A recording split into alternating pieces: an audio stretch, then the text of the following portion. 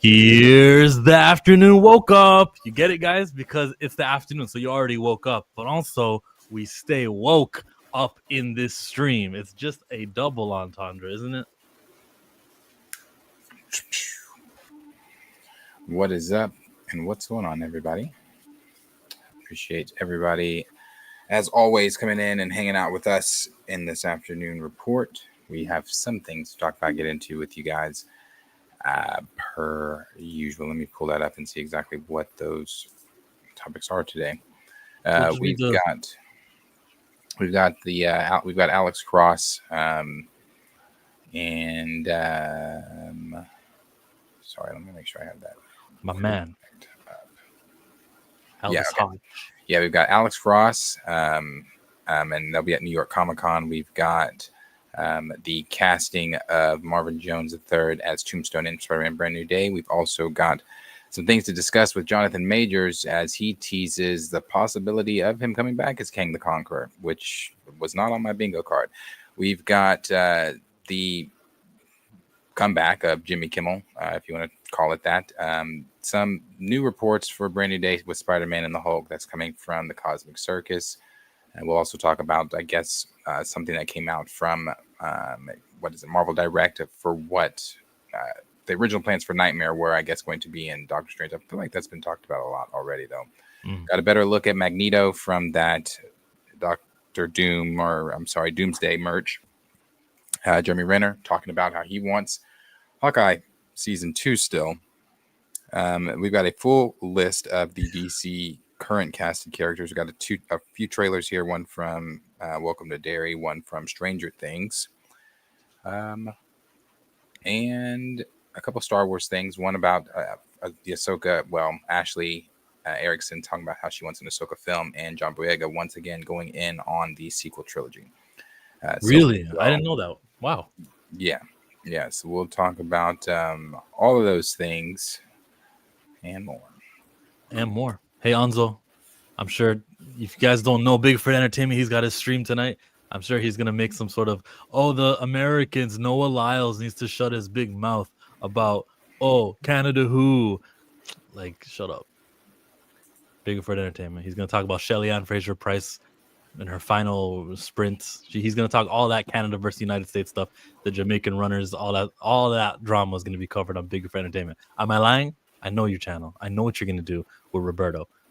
But freaking yeah, let's go with the news of the day. You see any of that Jimmy Kimmel live from yesterday?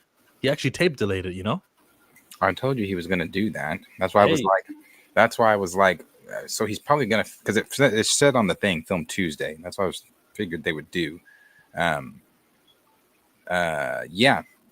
he came back in full swing. I loved it. Only thing I don't like, but you really can't. I can't say that I don't like this just simply because this is who Jimmy is. Jimmy is. He's gotten emotional on several different topics before, and I believe him, just like I believed his original post when he says that his post was sincere, that he really did mean that. You know, I know as even some of the people watching that like to secretly watch me. I know the far right, the MAGA maggots, really want this narrative for the left to be like, oh, you guys are so hateful. Oh, you guys are so violent. Oh, you guys incite these riots and you push this narrative of violence on violence and all this kind of stuff and blah, blah, blah. And that's just not, I can't speak for everybody, but that's just not true, especially when it comes to Jimmy Kimmel. Jimmy is a comedian, and the only thing that he did wrong was not get on his knees for Trump and this administration and all the others on the right that are mad at Kimmel and went at him. Joke's on you. He's back, and he came back in full swing. And I loved every bit of that 17 minutes of the opening monologue. Every bit of it. So I'm glad he's back. I'm glad he didn't shy away from being him. I'm glad that he made the jokes that he made as far as releasing the Epstein files. Still, this is more of a distraction to not release the Epstein files, is something he said. And of course, he went on, Donnie here went on Truth Social, Supremacist Social, and said that, basically, in a short synopsis, I'm mad I can't control people. That's what the paragraph says.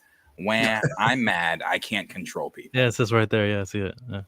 So yeah.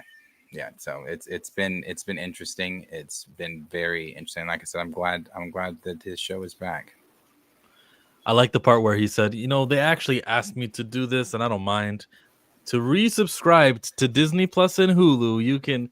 That was a good little joke, but that's at least it's recognizing the most important part of the story for me. It's that enough of us are so powerful that we can enact change. He was suspended indefinitely. Remember when that player Draymond Green was suspended indefinitely? We didn't know it was gonna take forever. Man, this was 3 days later. He's already back at his job because we have that power. Yep. And I'm very I guess I'm just glad. I'm glad that Trump lost. I'm glad he lost, and it's a lot. It's a lose to him because he's seething over the fact that he is back on the air and trying to sue. And my thing is this. Here's my thing. If you, Donald J. Trump, don't care about Jimmy as much as you say you don't care about Jimmy, or you don't care about Fallon, or you don't care about Myers, or you don't care about Jon Stewart, or any of the others that you claim have such low ratings and they're talentless and this and that. Yeah. As the president of the United States, you would think he would have something better to do than to make this Harry Potter novel about a low ratings, talentless person being back on the air. I mean, the things that you choose to be concerned with, release the fucking Epstein files. Release the Epstein files. The things that you choose to be concerned with are so, it's hilarious to me. It's hilarious. Well, didn't I read that on September 10? That was the day that all of the Senate voted, and there was enough people who voted not to release the Epstein files. It just went under the radar. Isn't that the case? Isn't that what happened on the 10th? The day that pop happened, it was like, well, here's a great time to vote for it. No one's gonna mention that we slid this under the rug. So it's private. It's secret. It's not coming out. Not with this presidency. It's funny. It's funny. It's all funny. And on that, what was it? Let me make sure I have that right. You were going to say primary elections are the real elections. By the time we get to the general election, we already have these pro-Epstein file candidates that are going to be selected.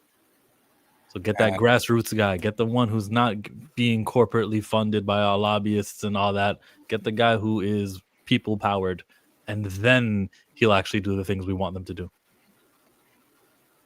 That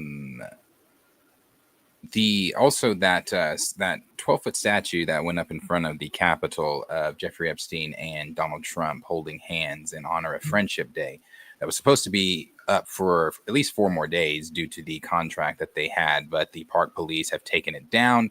I'm assuming Donald Trump was seething over that as well and wanted that immediately taken down. But hey, I just love the fact that no one's letting up. I love the fact that people are going through great lengths. I mean, he just went over to London. Hey, welcome. Here's a huge quilt of you and your best friend, Jeffrey Epstein, upon your arrival.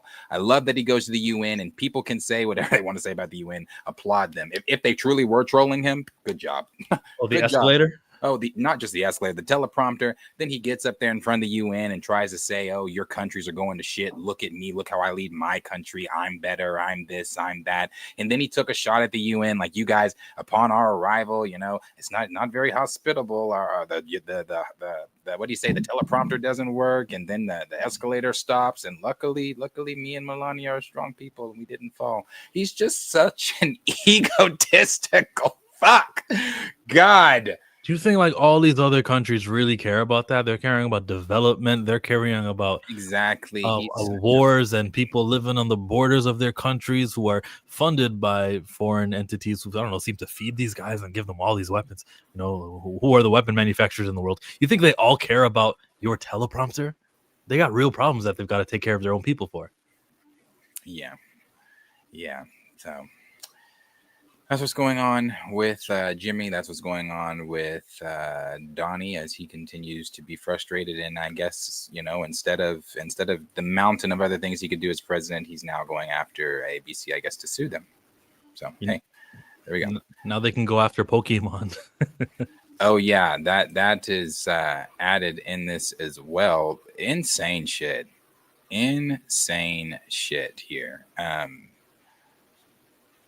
Yeah, the who is it? So yeah, the Department of Homeland Security put out a statement just saying that they basically had nothing to do with the video that the White House put out. Let me see if I can get this. Oh, the White House did a video like "Gotta Catch 'Em All," like that song from Pokemon. You gotta catch 'em all, but except you gotta catch illegal immigrants. Gotta catch 'em all, like their Yeah, Pokemon.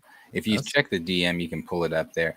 It is sick, and it's just like, why? Like, what the fuck is going on over there with this administration, with everything, and then the people that are again continuing to just full stop support them. I want to be the very best. No one. Well, you get the point, right? It's a song. Yeah, do you see how sick this is? Like, why? Like, and then just today, you had another white man. We don't know anything about his political views or anything like that, but I would assume because he showed up to a detainee center and started shooting immigrants, we know what his political party stance is. So it just again speaks to the things when they speak with such dangerous hate speech, when they speak the way that they speak, it is making these people emboldened. Not to say white men weren't emboldened enough to be shooting up schools and churches and places before, but it's making these people more emboldened to go out and do the things that they're doing. You look at Laura Loomer, who said what she said about Crockett. She's on her Twitter calling Crockett ghetto, saying, "Oh, she's speaking with Ebonics. Oh, if you put a side-by-side video, she knows how to speak proper. She just chooses not to speak proper. She pronounces ask as ax. You know how some black folks will say ax instead of ask or whatever. She's taken. It's the boldness, the swings that these people are taking. It's because their administration and their king has gave them these cyber balls, because she wouldn't say that shit to Jasmine in her face. These cyber balls to be the racists they've always been. But yeah, it's all shit. It's all sick. All of these people. Yes, it is real. You gotta catch them all. Homeland Security, their Twitter official verified posted that we gotta catch them all. Yeah. So what was the Pokemon company's reaction? At least they are not doing the thing where they pretend like both sides are equal parties. The Japanese too, I think that plays a part. I was going to say they're Japanese. They don't have a stake in this. They're like, fuck you, don't put us in this. We are aware of a recent video posted by the Department of Homeland Security that includes imagery and language associated with our brand. Our company was not involved in the creation or distribution of this content, and permission was not granted for the use of our intellectual property. Sue them. I wish they would. I'd sue them. They're so sue happy over at the White House. I'd sue them. Republicans buy sneakers too. That's what Michael Jordan told us, and that's probably the Pokemon policy. They don't want Republicans not to buy Pokemon Scarlet or Violet or whatever the new one is.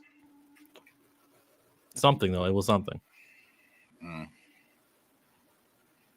Yeah, I would have to, being Pokemon, being who I am, meaning that I have people standing outside of Walmart to get cards. I have people standing outside of Walgreens camping out to get cards and things like that. I'd say, fuck the Republican money just for a second. If that affects us, I don't think it really does, because we're fucking Pokemon.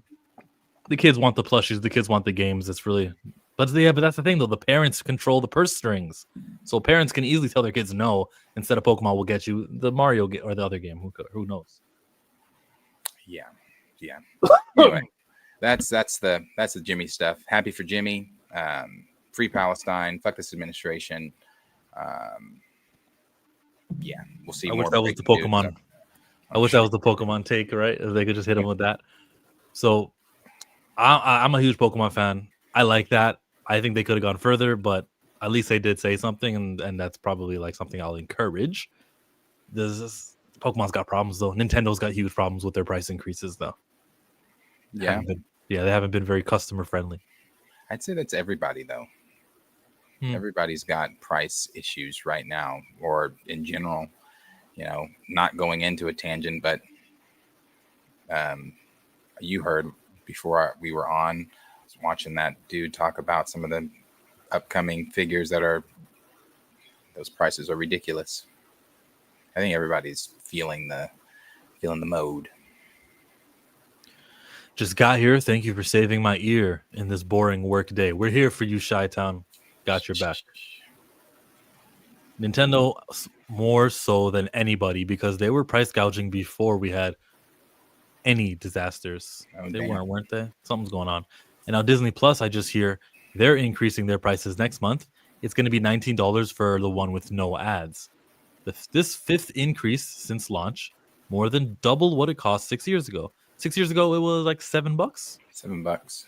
That was a good price. That was like very fair. You got to see The Mandalorian. So if you got 4 episodes, you're basically paying for divide 7 by 4, like a $1.50 for each episode. That's like good value.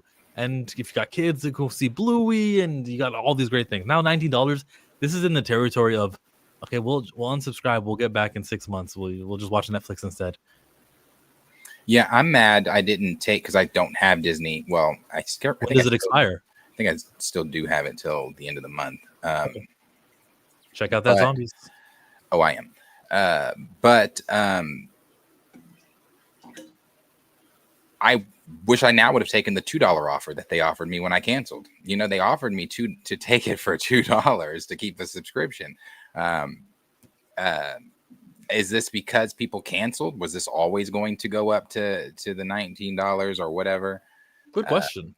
But I know that it's getting crazy. You know, the point of streaming, I thought at the very beginning was like, hey, why have cable when you can, you know, have the streaming and it's really not as much. I'm paying just as much. I'm about to, it's $19.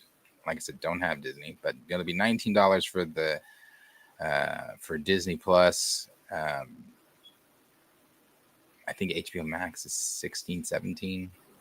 It might also be 19. Well, they do have that bundle option. I think that's looking more and more like the feasible, realistic option to bundle up Disney and HBO. Hulu. Oh, the Disney and HBO. That's and, right. And Hulu. How the hell is HBO and Disney on a bundle? I think they just go like, yo, Netflix is the enemy. We're legacy media. We've been here since 1940s fighting each other. Disney, Walt Disney this, and whoever the first Warner brother was. Those guys were mad at each other, fighting each other, and there was like so few studios. But now they're like, who are these Netflix dudes think they're? And now there's Apple TV. Jeff Bezos has just bought MGM.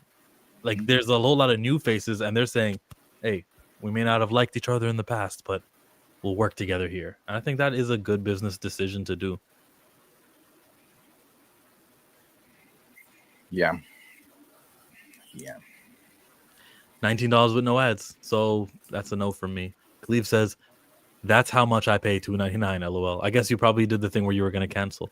I was on the $2.99 bundle as well. So you got a bundle for $2.99 with Hulu also, I guess. That's a cool little subscription cost. Respect, man. Let's go to a super. Like the ring we never won. Disney has lost their damn minds. Kick rocks, mouse. Guess 19 is the breaking point, eh? That's a lot. Netflix will give you some boxing matches. Netflix has like Love Island.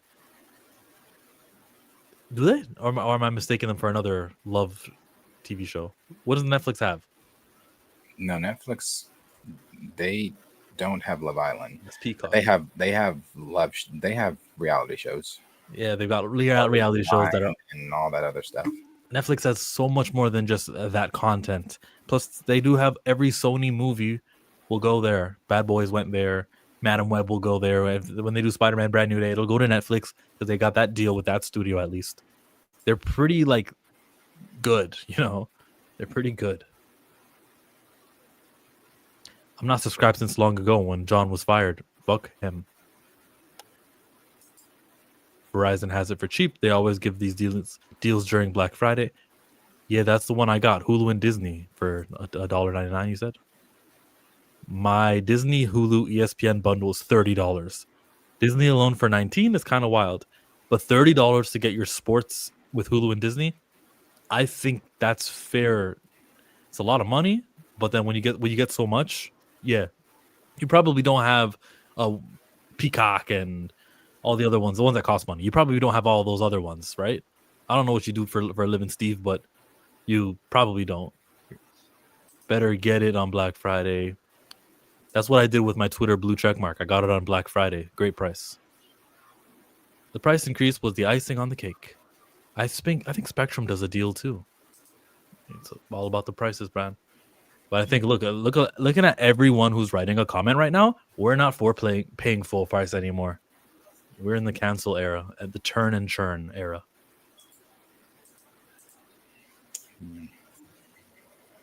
Mm-hmm.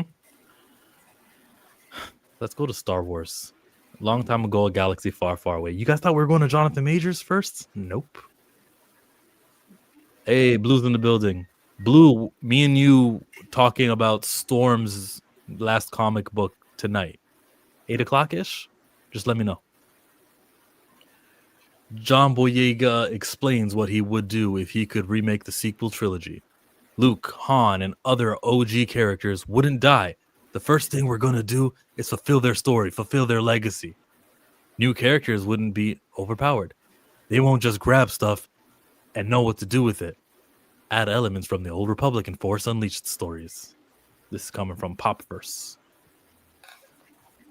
Yeah. I mean, I feel like anybody with a brain would have done that. Not killed the heroes from the original.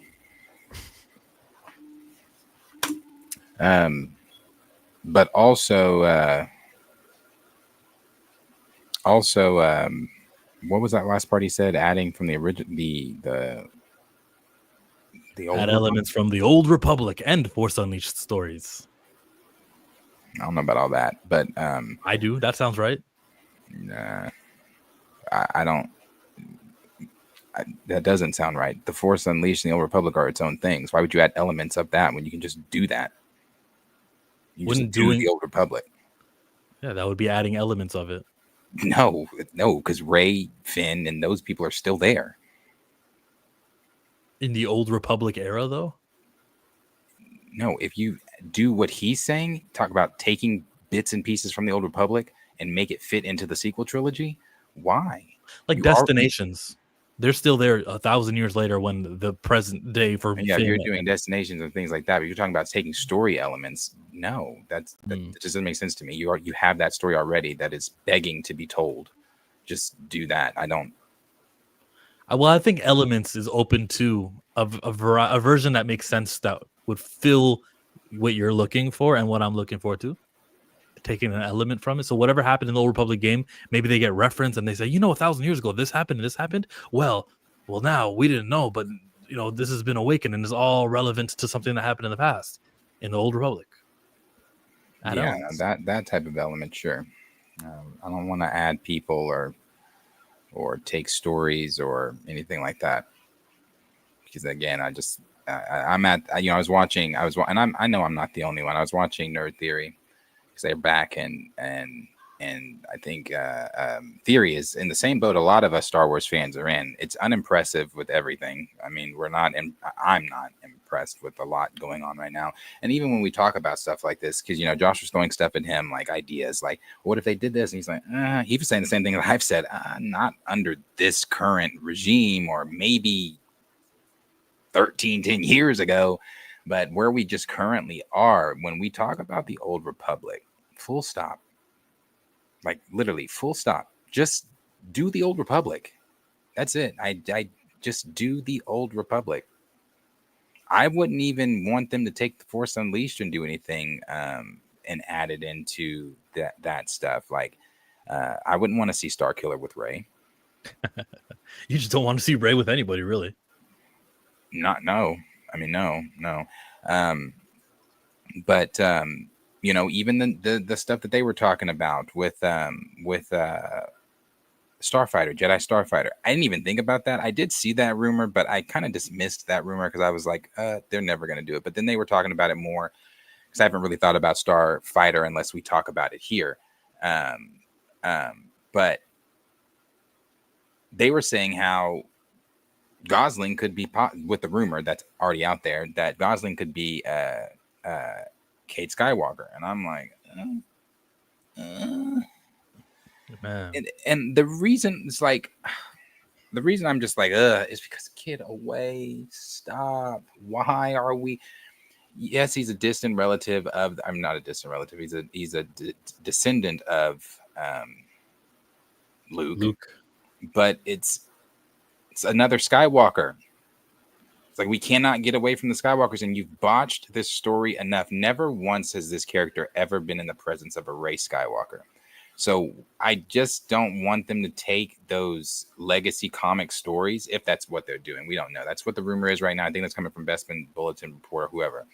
But taking those stories and then bringing that, because those are great comics, and bringing them to life and saying, but we're going to add Rey. It's like, oh, God. So I don't know.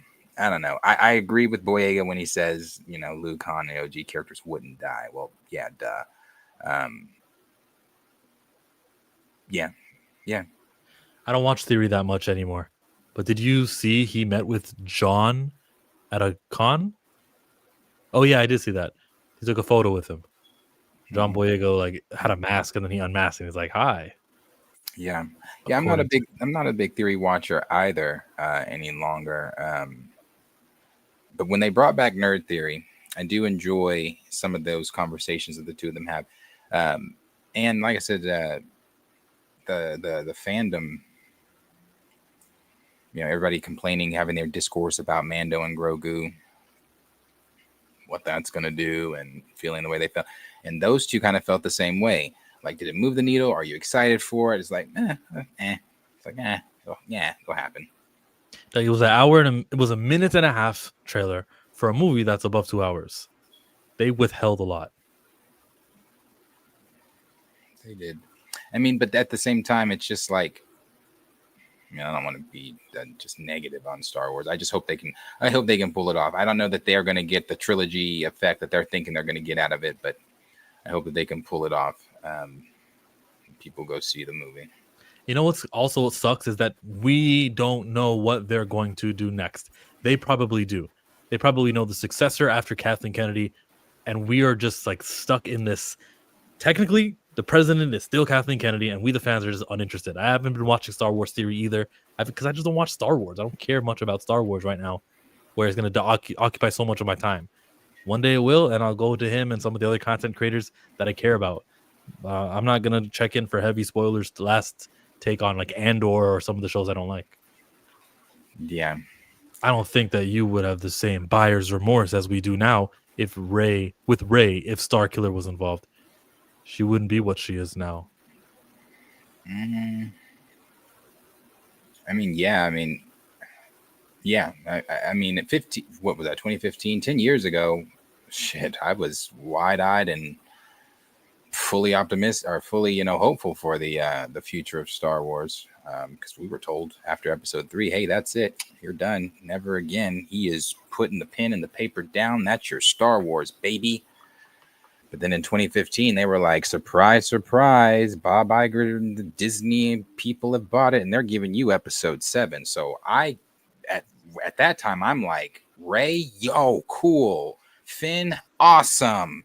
Poe, I'm right there with you. Mm-hmm.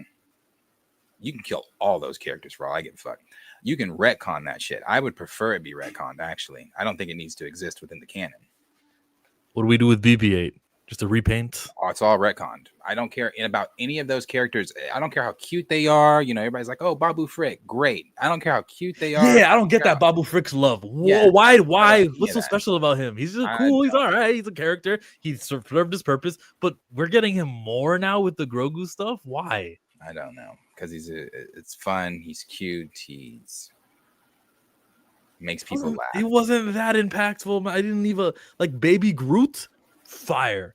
I get it. Get him in the next movie. Make toys. Make a TV show. But Babu Frick just wasn't it for me. And I hope that Gosling's character is just some person they've made up. I know that Levy is a Star Wars fan. I know obviously he's probably spoken with Dave, and I don't know if this is their attempt at, again, the stupid line that I don't think meant anything, but I'm going to say it. Beginning to make things right. I don't know. Maybe this is that. Maybe this is that he spoke with him and said, we want to do Kate Skywalker, and I'm just like, if that's it, I'm I hope he's just a regular person. I hope he's a regular person, because if we're doing more Skywalkers, you know, I mean, he's out of the two of them, he's the only one with real claim to the name. She would be like, "Oh, I'm a Skywalker too." It's like, no, you're fucking not. But yeah, so I don't know. How about if Ahsoka Tano had a kid? Would you want that? Even that I wouldn't be interested in. Like, who had the Force? You can have a kid. Go ahead. You're not part of the Jedi religion. Go have a child. But don't give me like, oh my god, the Tano children can move rocks too. I hate that Force sensitivity. Like when you inherit the Force, I hate that stuff. Yeah, no, I don't want her to have a kid. And yeah, no, I wouldn't want her to have a kid. But Ashley talking about her having this a movie, I'd be for, because everything is canon until it's not. You know, Lucasfilm and Star Wars love to retcon the cool shit, and they love to keep the dumb shit. Her book, a lot of that was it was canon again until it wasn't, and then they retconned a lot of it due to changes that were made in the Clone Wars series, with Ahsoka's time and where she was, and in Rebels, with Ahsoka's time and what she was doing during her time of, you know, when she left the Order. There's a long time in between that when she, not a long time, but enough time in between that when she reappears in Rebels. But they kind of, like I said, they retconned all that. So would I like to see a movie of what she was doing in between that time? Yeah, because I really like Ahsoka. And I think that's a character that they have not messed up. Introduced in 2008, I hated her. But she has easily become one of my favorite characters in Star Wars. Oh yeah, she's my number one. You know, personally, this is Jeffrey. Not Jeffrey. My God, sorry. This is Ashley Eckstein.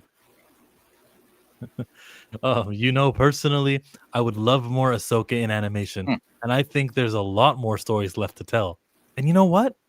I'm gonna give you something because this is a dream of mine. I talk a lot about manifesting your dreams. I would love for one day to have an animated Ahsoka movie. So would I. I would love that. It's something I dream about quite often, actually, and I'm a believer. And you've got to take your dreams out of your head and throw them out into the universe. So you know what? I will throw that into the universe. I'd love to see an animated Ahsoka movie at some point. Respect. Likewise. I would love to see it as well. Really like her. Love me some Ahsoka. I think, you know, when the teaser trailer, because we were also told Clone Wars was never coming back, when the teaser trailer for season 7 dropped and Ahsoka turns around, you know, because the teaser trailer at the first one they gave us, I think it was like 30 seconds, and it was Obi-Wan and Anakin walking up to the hologram plate there, and Anakin's like, you know, what did you drag us all the way back up here for? And you see Ahsoka, and I remember I was like, what? Ahsoka's back? Yeah. And this is coming from somebody who loves Rey, though. And yeah, so she it was perfect. Ahsoka's that, like I said, that was to perp. That's coming from somebody who loves Rey. Ahsoka is the character that runs octagons around the character of Rey, not circles, octagons. Subscribe to Perp Minded for his beautiful film take. You know, Dave Filoni came out and admitted that he cast Rosario Dawson because of the fan cast. XD noted, as she encouraged fans to speak out if they want to see an Ahsoka film. The fans started asking for her as a token, and that is what brought Rosario to his attention. Who do we ask? How do we, who should we direct these complaints to? KK is not going to be there anymore. Yeah, I keep saying that. She's going to be there in the back, in the shadows, always lurking. I definitely cried because Dave Filoni promised me that I'd always be the voice of Ahsoka in animation. But I don't know if she's going to come back. Just because I have the promise doesn't mean we're going to hear her again. Could be like T'Challa, could be voiceless, she said. I just kind of sit and wait until I get the call, she said. And so when I got the call, it was definitely tears of joy for sure. Exene continued, I'm a massive Lego fan as well, so get to do the mashup 2 of my great loves, Lego and Star Wars. Was really cool. You're not a big Lego fan. Shut up. I hate when people do that. I actually love Lego. What? I get to work on it Maybe also. she collected it. Maybe she was a All right, but what are the collector as a kid. chances that those are her two big fan bases, Lego and Star Wars? It works. Well, I love Disney. That's why I'm Muffy on That's So Raven. It's crazy. It's my three favorite things I worked on. It's great. She gets a voice actor for a pizza commercial. Pizza is my favorite food, and that's why it's so awesome. I get to voice act for the pizza Domino's. Oh yeah. I agree. More Ahsoka in animation. The live action version doesn't work. At least Rey had a personality. Boo. We're not recognizing that one. Rey does not, and I did definitely not over Ahsoka. The things I didn't like about Rey was they made her a Skywalker and related to Palpatine. It would have been better if she was just no one. Or left on the paper. Also on the agree with the Ahsoka live action, that ain't working. That ain't working. I don't like Rosario Dawson as Ahsoka. I'm gonna say it. I think she looks the part. Yes. I think she looks like Ahsoka. I do not like her as Ahsoka. Ahsoka's been through some tough years with Order 66 and all. The hell does that mean? It means that she was snatched from the world between worlds and her master just died. She got she's got traumatic experiences right now. And Ahsoka's just, just working on herself the best she can. Well, Rosario needs to work a little better. I don't like it. She did. That's what happened in the end of episode 5. She worked on it. I choose to live. Wasn't this no, hell no. Wasn't this still that's the same series where she's moving like this, blocking clone trooper shots with her lightsaber? Yeah, the action is criticizing, but that's not Rosario Dawson. That's different than Rosario. Oh no, that's Rosario. That's Rosario. How is that not Rosario? I put that on the one who's like directing it and saying that was fine. I think you gotta edit cuts. You gotta edit better. I put it on both of them then. Because you can't. Did she not move any faster than that? Is that as fast as she can move with them? I've even watched behind the scenes like training stuff. You know how they always will have like they'll have the clips of them doing the training stuff. We used to watch them with Ewan and Hayden. I don't know if like that's her speed, or if that's the speed that they've said, hey, this is the speed of lightsaber fights. But TV shows, they have less time to do the preparation and the sword fighting scenes. And that's probably why it wasn't as sophisticated. But if they were on a movie budget, the Ahsoka Tano fight scenes would be way different than that. And the time Rosario would have would be way longer to learn sword fighting technique. I'm going to get pushback on that too. Although I hate the Obi-Wan Kenobi show, and I do. The flashback sequence between Anakin and Obi-Wan that took us back to episode 2, Hayden and Ewan didn't miss a beat. Yeah, because they've already had that training from like 05. They know what to do. They brought in the same people. The dude that was doing I forget his name, the British white-haired dude that did the original training with Rey and Ewan and then Rey? Ewan and Hayden. Oh, Ray Parker. You're talking He about. came back. So I'm again giving pushback. What's the excuse for Rosario Dawson using it, looking like she's flying flies away?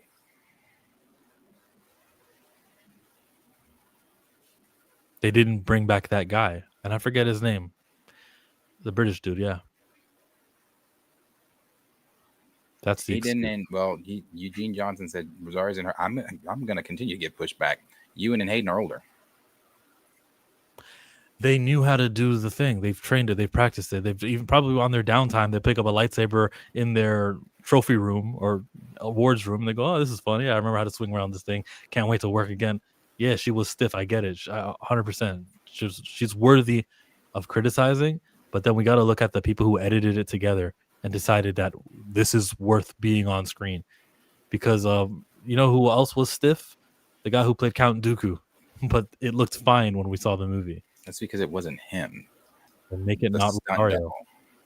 Make it a stunt double. You can paint someone else orange, and from far enough away, we won't be able to tell.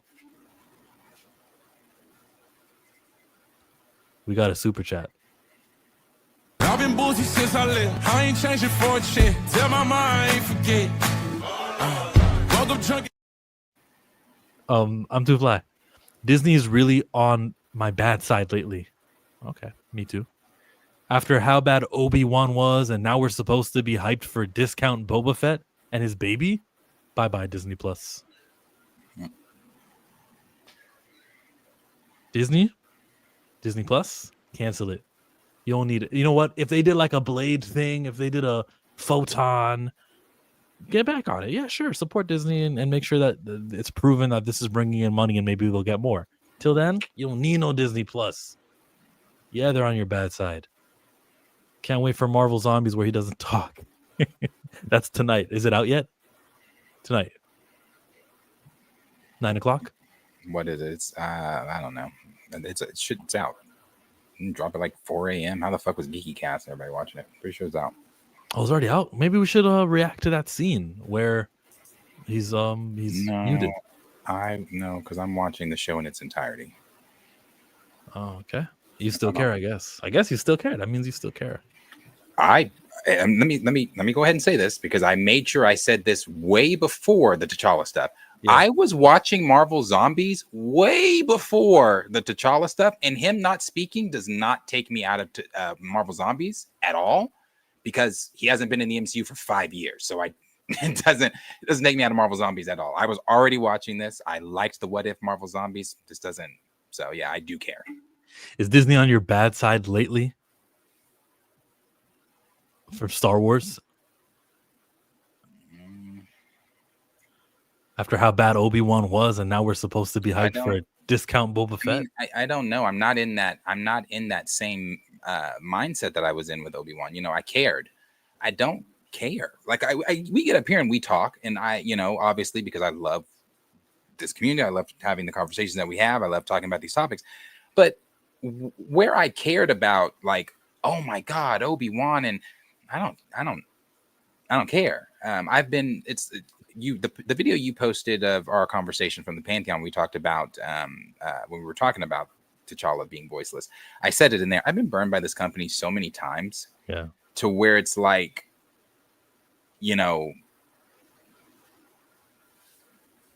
okay, I don't care. I don't care. So yeah, it just is what it is. I'm there also. Perp says, how old is Michelle Yeoh? And she could still do a lot of her own stunts. That's a good point too. I just don't think Rosario's a good. When they first cast her, I was like, damn, perfect. And I think I said perfect because she looks the part. She does. She looks like an older Ashoka. I also feel I said this even during Ahsoka season 1.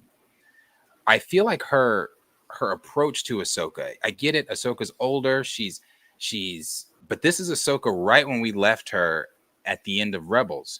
She wasn't this stoic. She wasn't this like I'm like, I don't like it. I don't like what she's doing with. I don't like it.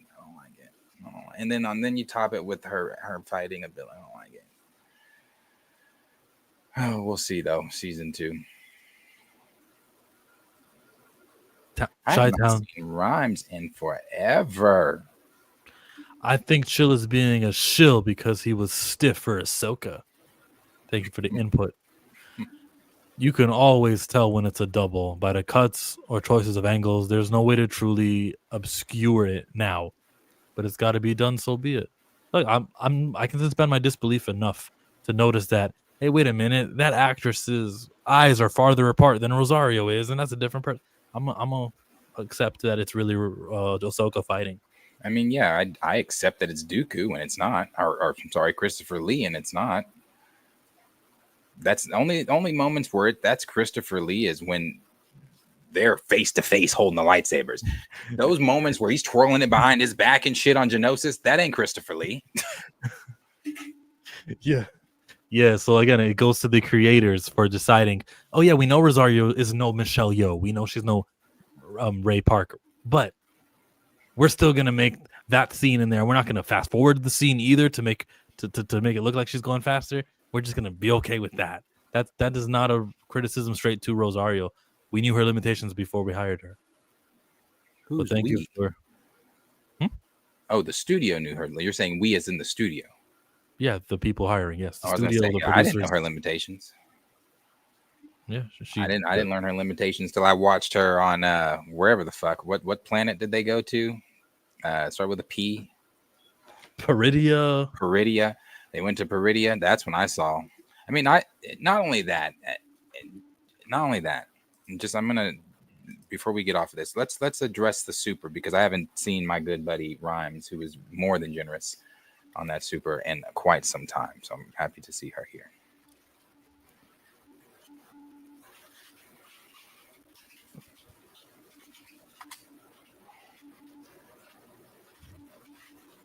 You waiting on me for something? To go to the super. Oh, yeah, do it. I'm on the screen right now. Go ahead. Well, I appreciate it, Rhymes. I don't do that, so I don't navigate through StreamYard. But thank you. So dropping love to the fam while out here in the trenches. Love to everyone in the chat as well. Stay up and stay alive, peeps. What a time to be alive. And also know that you said there also taking care of your dad. Prayers to your dad and blessings to you. Appreciate you being here. Like I said, very, very, very generous, more than generous. Haven't seen your name, and I'm happy to see you. Respect. Thank you so much. Love to your dad. This is what I was talking about. And then we'll shoot it on. Check the private chat.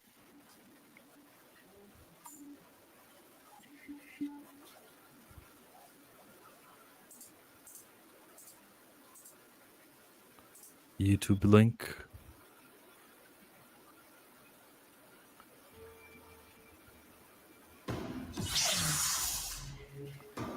Right. She's slow. Yeah, I've seen it before. I know. She's not gonna move very quickly. They're gonna flag our stream though for this. I get the point. Flag our stream every day. Yeah. All right, Darius. We'll play it.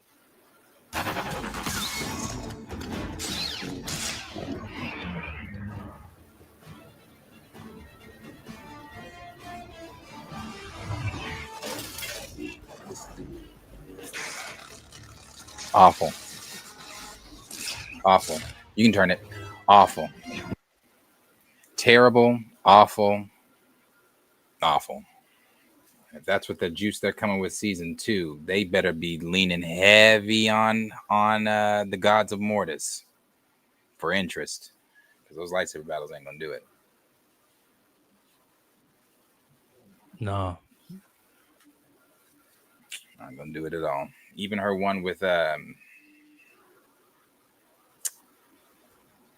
who passed? Stevens. Ray Stevens. That was a good one. It's a lot of Ray. Good. I'm not gonna say it wasn't a good one. That was a good one. Still slow, but it was a good one. Yeah. Here, let's make it official. Cash in, cash out, cash in, cash out, cash in, cash out, cash in, cash out, cash out, cash out, cash out, cash out, cash out. We got $20 from Reem from Ray's dropping love to the fam while out here in the trenches. Love to everyone in the chat as well. Stay up, stay alive. Pops, what's a time to be alive? What a time. Next thing to cover today would be, let me go to one of my favorites. Over on Amazon, if you guys have Prime, if you really want to check out some great representation of a lead character who's aspirational and gets it done with great acting, you got to talk about Alex Cross. And according to this, that Alex Cross, the cast and crew, just like last year, they'll be back and they'll be at New York Comic Con. We've got Aldis and Isaiah. We got Alona. She was playing that like FBI officer. Samantha, she was a love interest. All 4 of the main cast are back, including some new faces. And Ben Watkins, he was that writer who was telling us about how Aldis Hodge is kind of campaigning and preparing to play T'Challa, and it would be awesome for him. Thursday, October 9th at 5:15 in the main stage. That's happening at New York Comic Con. What an awesome like news story. Like again, Aldis Hodge got his first season and second season before an episode even aired because they believed in it. And when we saw the show, they dropped it all in once, and we loved it. And even the episode 8 twist was like an interesting twist. It was smart. Next year, because it's Prime, their strategy is they'll probably do like chunks of episodes, 2 episodes, and we can build and we can talk about, we can theorize. It'll be a fun time this second season. Go check out Cross. I highly encourage it. If you haven't, has Darius seen it? I think Marcus said he's seen it. You didn't see it, right? Mm-mm. Yeah, if you got, I saw the scene. If you ever get into it, if you ever just like kick back and say you have nothing to watch, let me go see Cross. Cross is What scene did you see? Just the interrogation scene. Interrogation scene when he leans up against him and he says that genetically speaking, I am a larger specimen. Yeah, like one of them. Ugh. Yeah, that was early. That was like very early in the first episode. So you've seen nothing. You're not ready. You're not prepared for the twists and what goes down in Washington, D.C. But it's very alert, man. It's like, yeah, it's our show. Are y'all going to be watching one battle after another this weekend? Maybe. That's the WB movie, right? Awards buzz. Mm-hmm. Make the image a smaller percentage of the total screen space. Maybe that'd help not get flagged so often.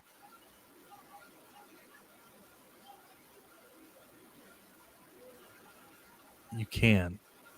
Can you? So, I don't want to... I think they'll get you because they want to get you. Not enough of the flippy flip for you, Darius? Wait, what? Oh, no. No, not enough. You want that Yoda versus Dooku flippity flap? I don't even need that. I don't need that. I just need them to be as entertaining as some of the people that are on YouTube that just randomly set up cameras and lightsaber fight for the hell of it. I need them to be as good as those people. These are people that are just doing this shit in a random open field on a Saturday. You're on a production for a movie, a Star Wars movie show. Stamina says Cross was dope, more than ready for another trip into that world. All right. Not for nothing. I love Aldous, but why is Cross at New York Comic Con? You're such a comic book gatekeeper, Rogue Comics. Was Cross a comic book and I just missed it? I had the same issue when San Diego had the janitor from Scrubs show there. The thriller aspect of the show is what makes it excellent. Yes, it is. And I love the way that they bully around. If they like, we got to investigate here. We got to tear down this wall. Like that's and then the guy was dude had a sledgehammer, was ready to hit the wall, and then the bad guy put his hands on him. He's like, wait, and you could see that he had a tattoo, and we're like, oh, who's that symbol? What's that symbol? We still technically don't know what that tattoo symbol means. Yeah, it could be some underground society. It's a great show, so it's something to look forward to next year. Let's do another super. Scared money don't make no money. If I ever go broke, I'ma take your money. I ain't never drop a dime. Spoiler Kings loves this show also, and they're going to be covering it just like we're going to be covering it. Cross was brilliant, and Aldous Hodge is amazing. Absolutely. Absolutely. Salute over there to Brandon, Tank, and Brian, the Spoiler Kings. In Chicago, I think. Yeah, they're in Chicago. All three of them are in Chicago. Chi-Town. Give Ahsoka more buns. Appreciate that input. Hey, the Luke Ahsoka thing was a real thing online during that time period. People wanted more Ahsoka in not lightsaber actiony ways. It was real conversations. Yeah, it was real. It was real. It was they were happening. He said, I don't know about Chill's recommendations. I've never steered you guys the wrong way, okay? Let's go. The next thing. Oh, you don't have to play that. I was sending that to you. I didn't mean to send that in the morning. I meant to send it to you privately, but you can't play. This is fucking stupid. Shadow, relax. Stop. Don't do that, Shadow. What's wrong with you? Crazy. Shadow, relax, Shadow. Stop.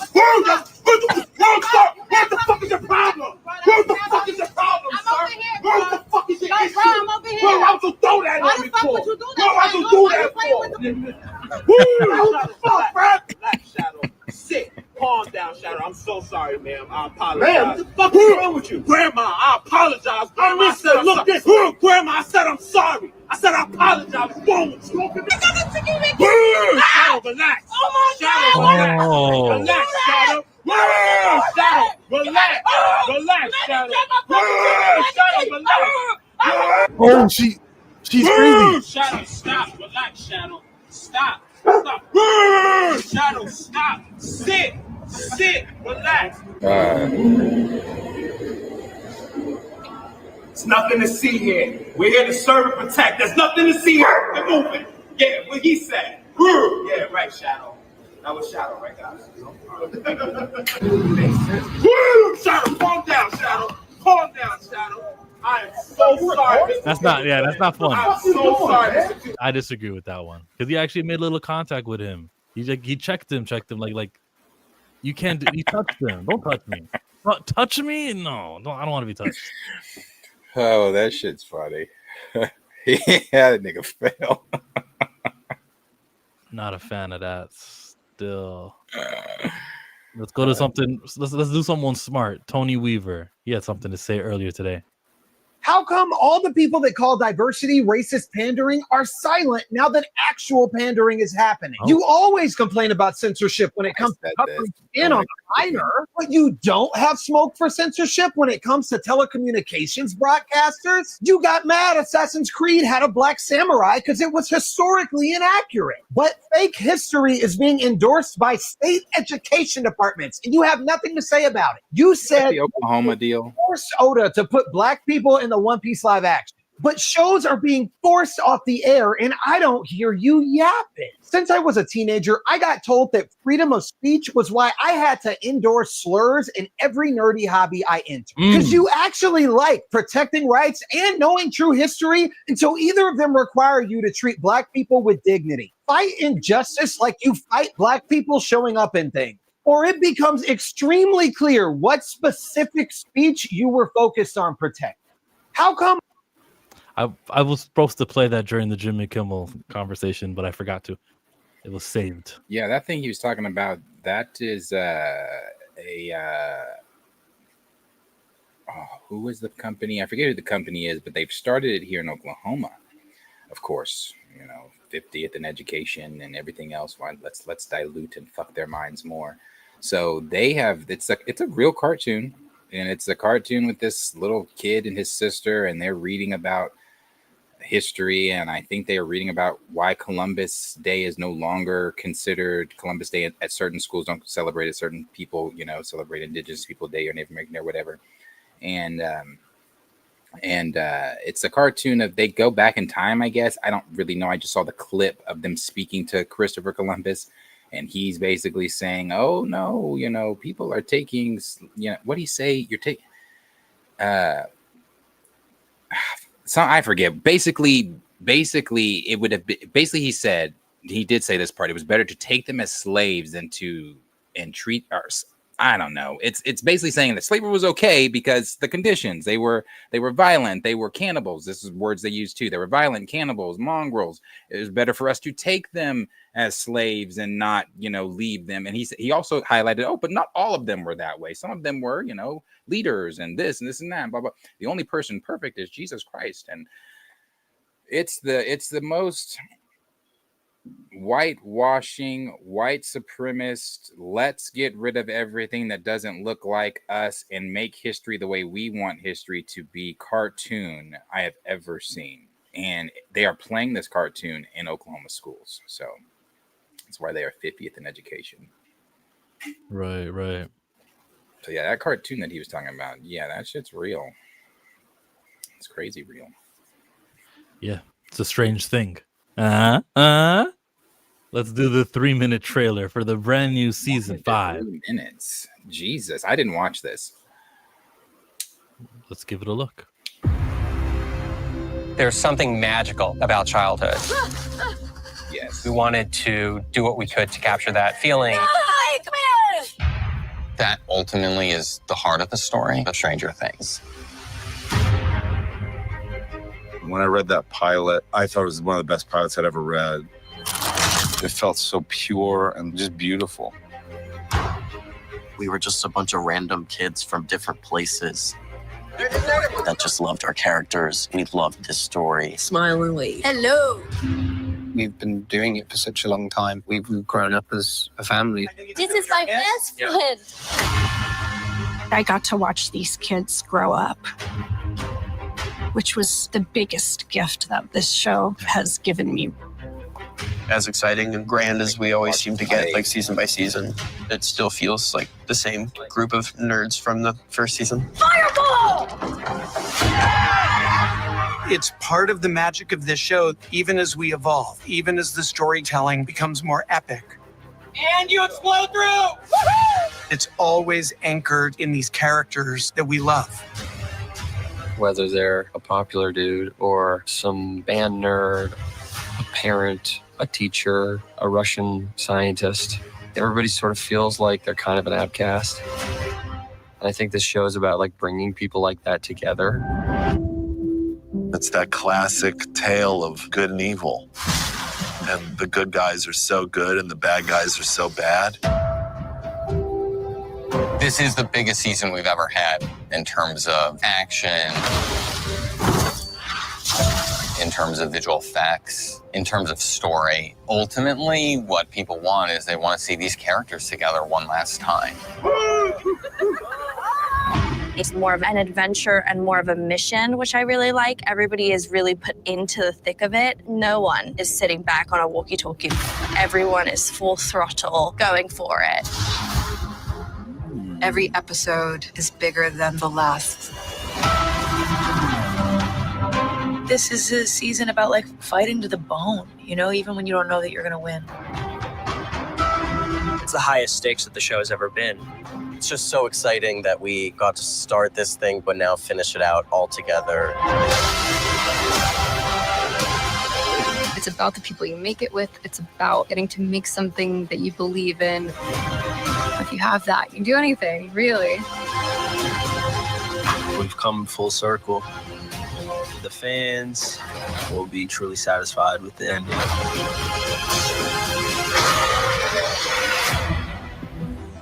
The ending.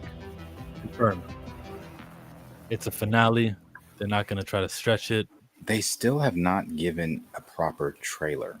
And that didn't say when it was releasing. Yeah, they still have not given a proper trailer.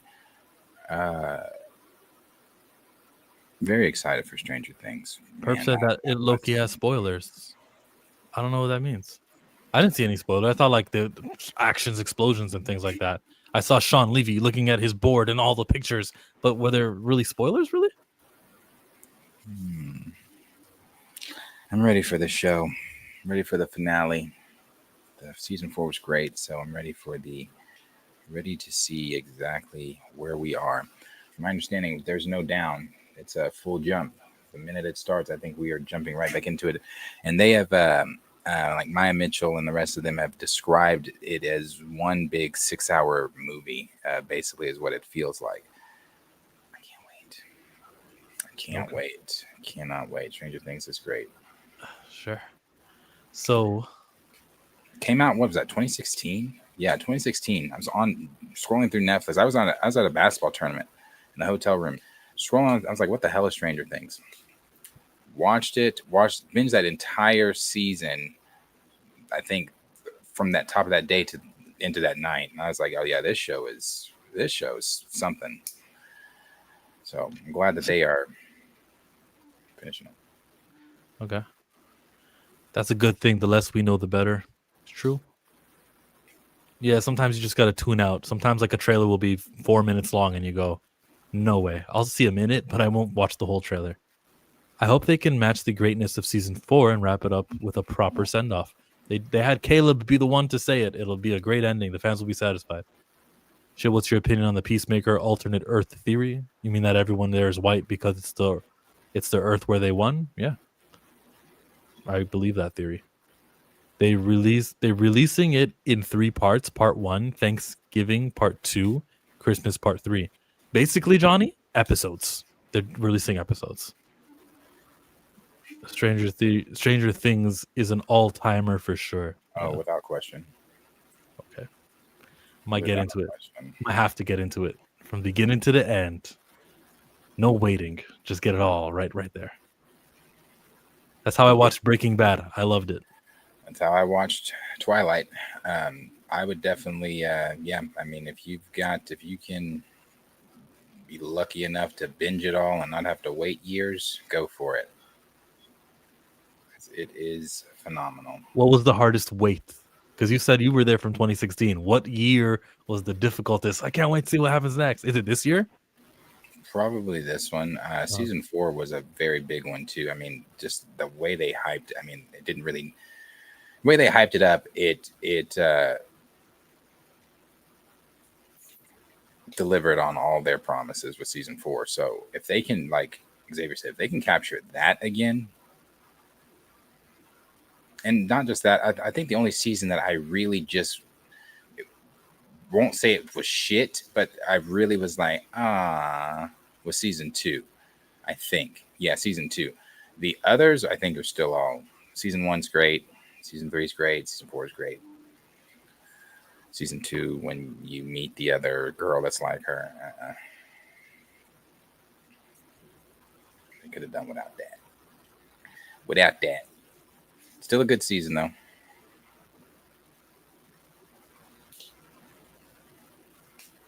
There we go. Now I'm unmuted. Spider-Man time. Marvel fun fact. Spider-Man Across the Spider-Verse gives us a tease of what's to come in Secret Wars. We can see the animated Marvel characters interacting with live-action characters from across the multiverse / the Spider-Verse. Avengers Secret Wars is said to adopt this concept. Well, they didn't invent this concept.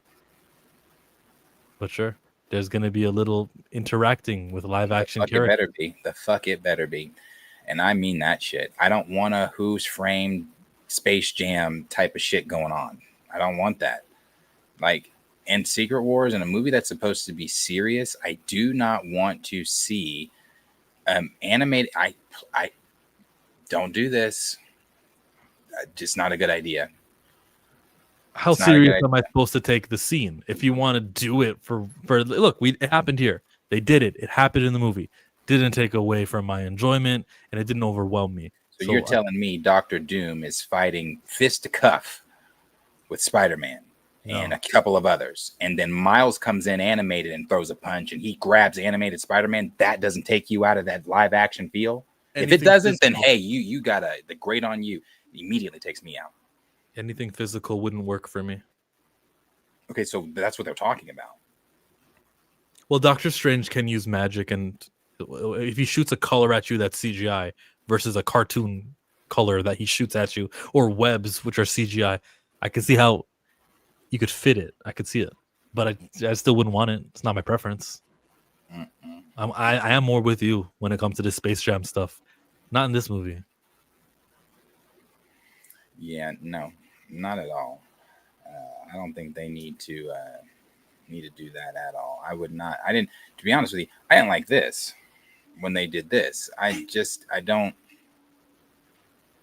We don't need to be animated. I thought that my theory. I don't know if this is still what they're doing, because I don't even know when does this movie even come out? The third one. Does it come out before Secret Wars or after?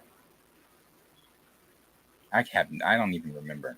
If it comes out before, my theory was, because it's called Beyond the Spider-Verse, that they're breaking out into live action and then be in Secret Wars. But if they do this and they have him come in and he's animated, it's going to be awful. I just don't think that that's a good idea. I don't think that he needs to come in animated. I don't want to see an animated Miles Morales having interactions with a live action Tom Holland.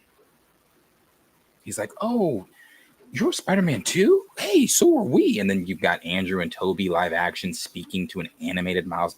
Get the fuck out of here. Don't do that shit.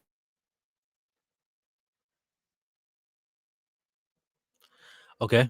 More on the Spider-Man front. Let's get it. The big one. Deadline tells us this dude here, Tombstone, production on Spider-Man Brand New Day has been paused for a week after. Sorry, I'm reading the wrong article. This should be the article here. Deadline.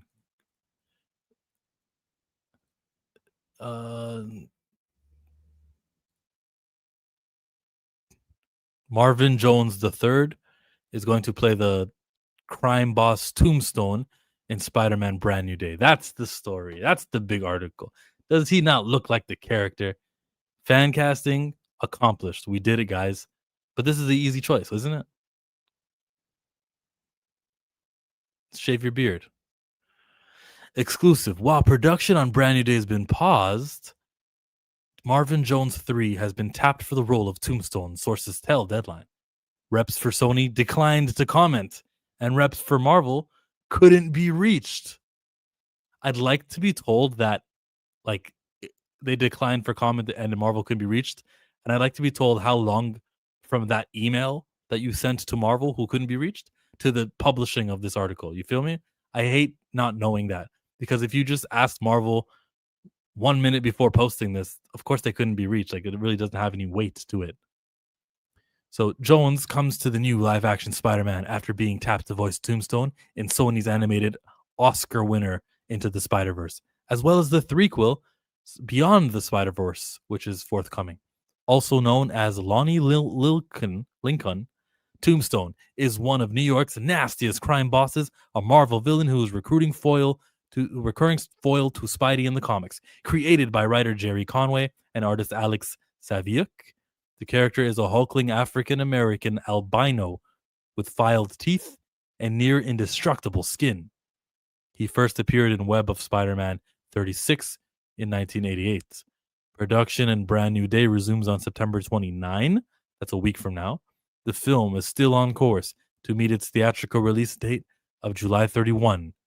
As previously announced, others making their introduction in the live-action film will include Sadie Sink and Liza Collins-Zayas, whose roles haven't been yet disclosed. Alongside Zendaya, who reprises as Michelle Jones, Mark Ruffalo is expected to play Hulk. What do you mean he's expected to reprise his role? He is. Shang-Chi's Destin Daniel Cretton is directing with Amy Pascal and Marvel Studios head Feige, producing Brand New Day, and a whole bunch of information about the old movies, and that's that, really. He was best known for supervillain Tobias Whale in Black Lightning. That's right. That's where I recognize him from. And he starred the opposite of Kerry Washington in Lionsgate's pick Shadow Force. I saw that movie. One of the few people to see that movie. Other credits include All American Homecoming, The Equalizer, and Season 2 of Paramount's Halo, opposite of Pablo Schreiber. He's got a little filmography to him then. Not a big star, though. He's upcoming. He'll be starring in opposite of Emilia Clarke and Adria Arjona. I think she was the one from Andor. In Amazon's Criminal and in Jonas Carano's Indie Gringo Champion. Look, he's an actor who's been getting work, and maybe this could be his biggest, highest profile role. And that's good news. I like it a lot. They put a clip. They put clips together of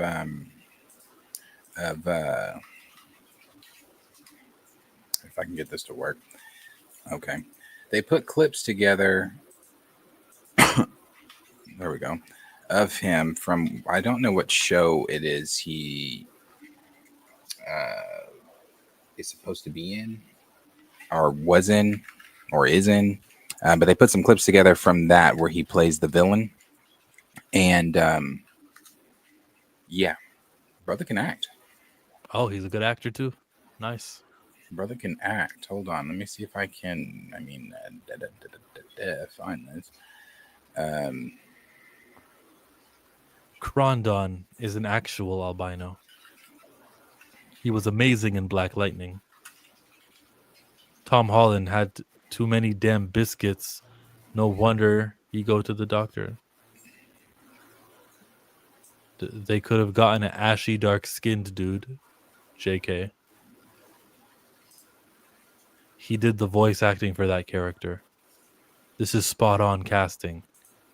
Called this long time ago, or suggested it rather. Well-deserved. Yes. Yeah, shout out to Tina. She did call it. She talked about it in her video. Also, he did voice him in, and whoever said that, he did voice him in the Spider-Verse. And I guess, yeah, he's a villain in Black Lightning. I didn't watch CW shows, so you might not be able to play that clip I sent you because it is a CW show. I thought it was like the montage of clips, but I guess not.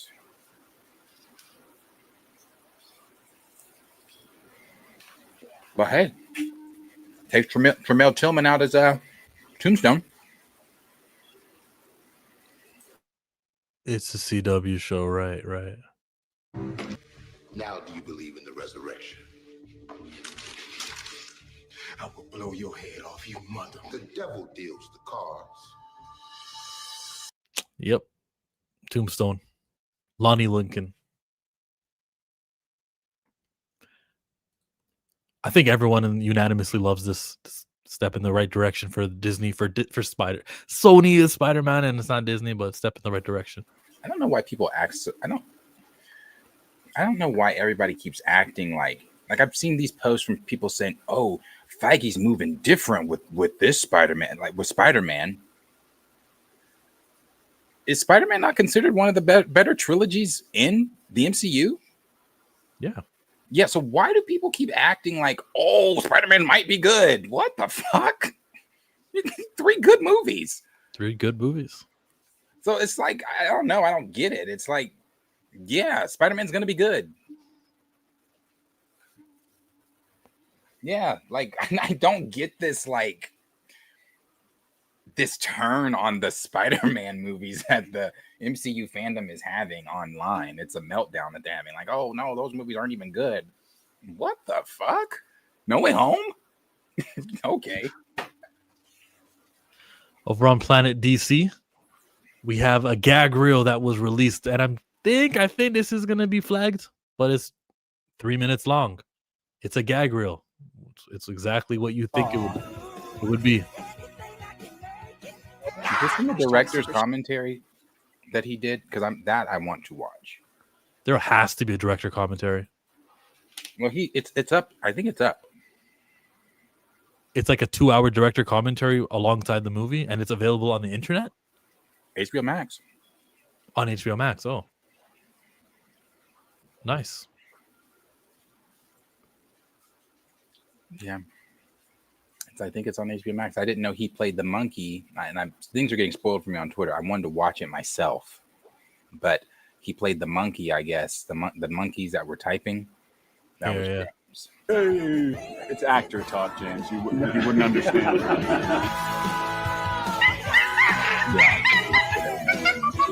Did you see that, or did my screen freeze? Let me do it again.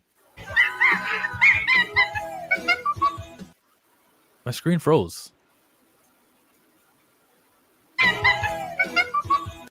You see the scene where hot girl coming down, and she's on the harness. She almost runs into the back of David Corn's bed. She's like, "Oh, my bad. I almost hit Spider-Man. I mean Superman." And David's like, "I beg your pardon." That stuff's funny. I want to see that. Yeah, it's a gag reel. But the entire director's commentary, I would like to see. I think James Gunn is a good director. I thought that was the moment where she hits Spider-Man. My bad. Can't find it. No.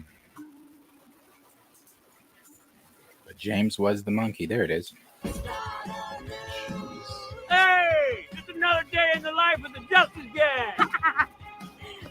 I almost hit Spider-Man. I mean, Superman. I beg your pardon. Shake it. Even had a British Henry Cavill accent. Yeah. They did a video with the dude. I don't know his name. In the mirror, he's like, "Come here." And he starts giving facts, and he's like, "Step back, 2 steps back. You're too close. Come here." And like, "Did you try these? Da da da da. Or did you know about this? Do with the glasses." Now he's at everything. He sits at the BET Awards, VMAs, on red carpets. I think he got invited to a Marvel event. Oh. Well, the complete cast of James Gunn's Jordan new the DC. Stallion. Yes, thank you, Stamina. Jordan, him. the complete cast of James Gunn's new DC universe. Anthony Carrigan as Metamorpho. Chukwudi Iwuji, Clemson Mern. Okay, I'm not reading everything. Who is it? Who? He was in Peacemaker.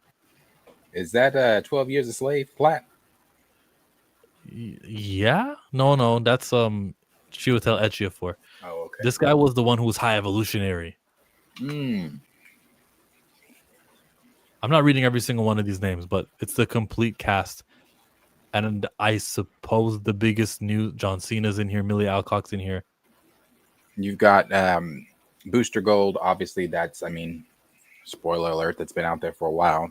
Come on, Johnny is going to play. He did not get his name right the second time, neither. Kumail Nanjiani is going to play Booster Gold. Yeah. And going to show up in Peacemaker alongside Big Blue and Blue Beetle.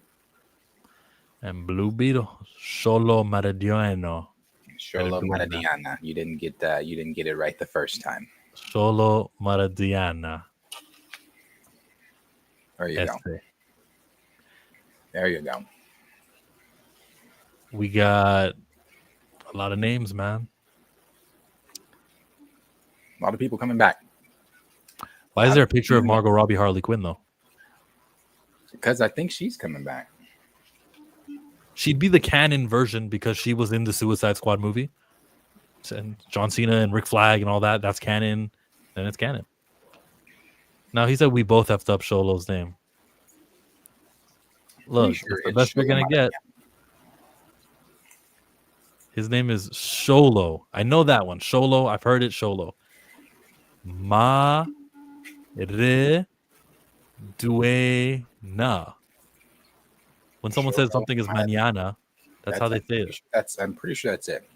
From watching his podcast where they don't wear socks or shoes. It's very strange. He says his name a lot because people are always like, say your name. And I'd like to think I've watched him enough to be saying it right. He says that the N equals the Y letter. Well, I said Y. I don't know what Canada said, but I put a Y on it.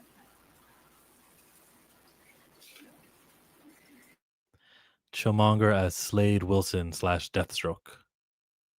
Why are you making me a bad guy? I want to be a good guy. You don't want to play a villain? I want to be there for the sequel.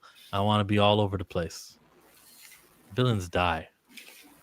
Thanos didn't. Well, they go to jail. They get blipped. I don't need them to reoccur. I would want to be a villain. I'd definitely be a villain.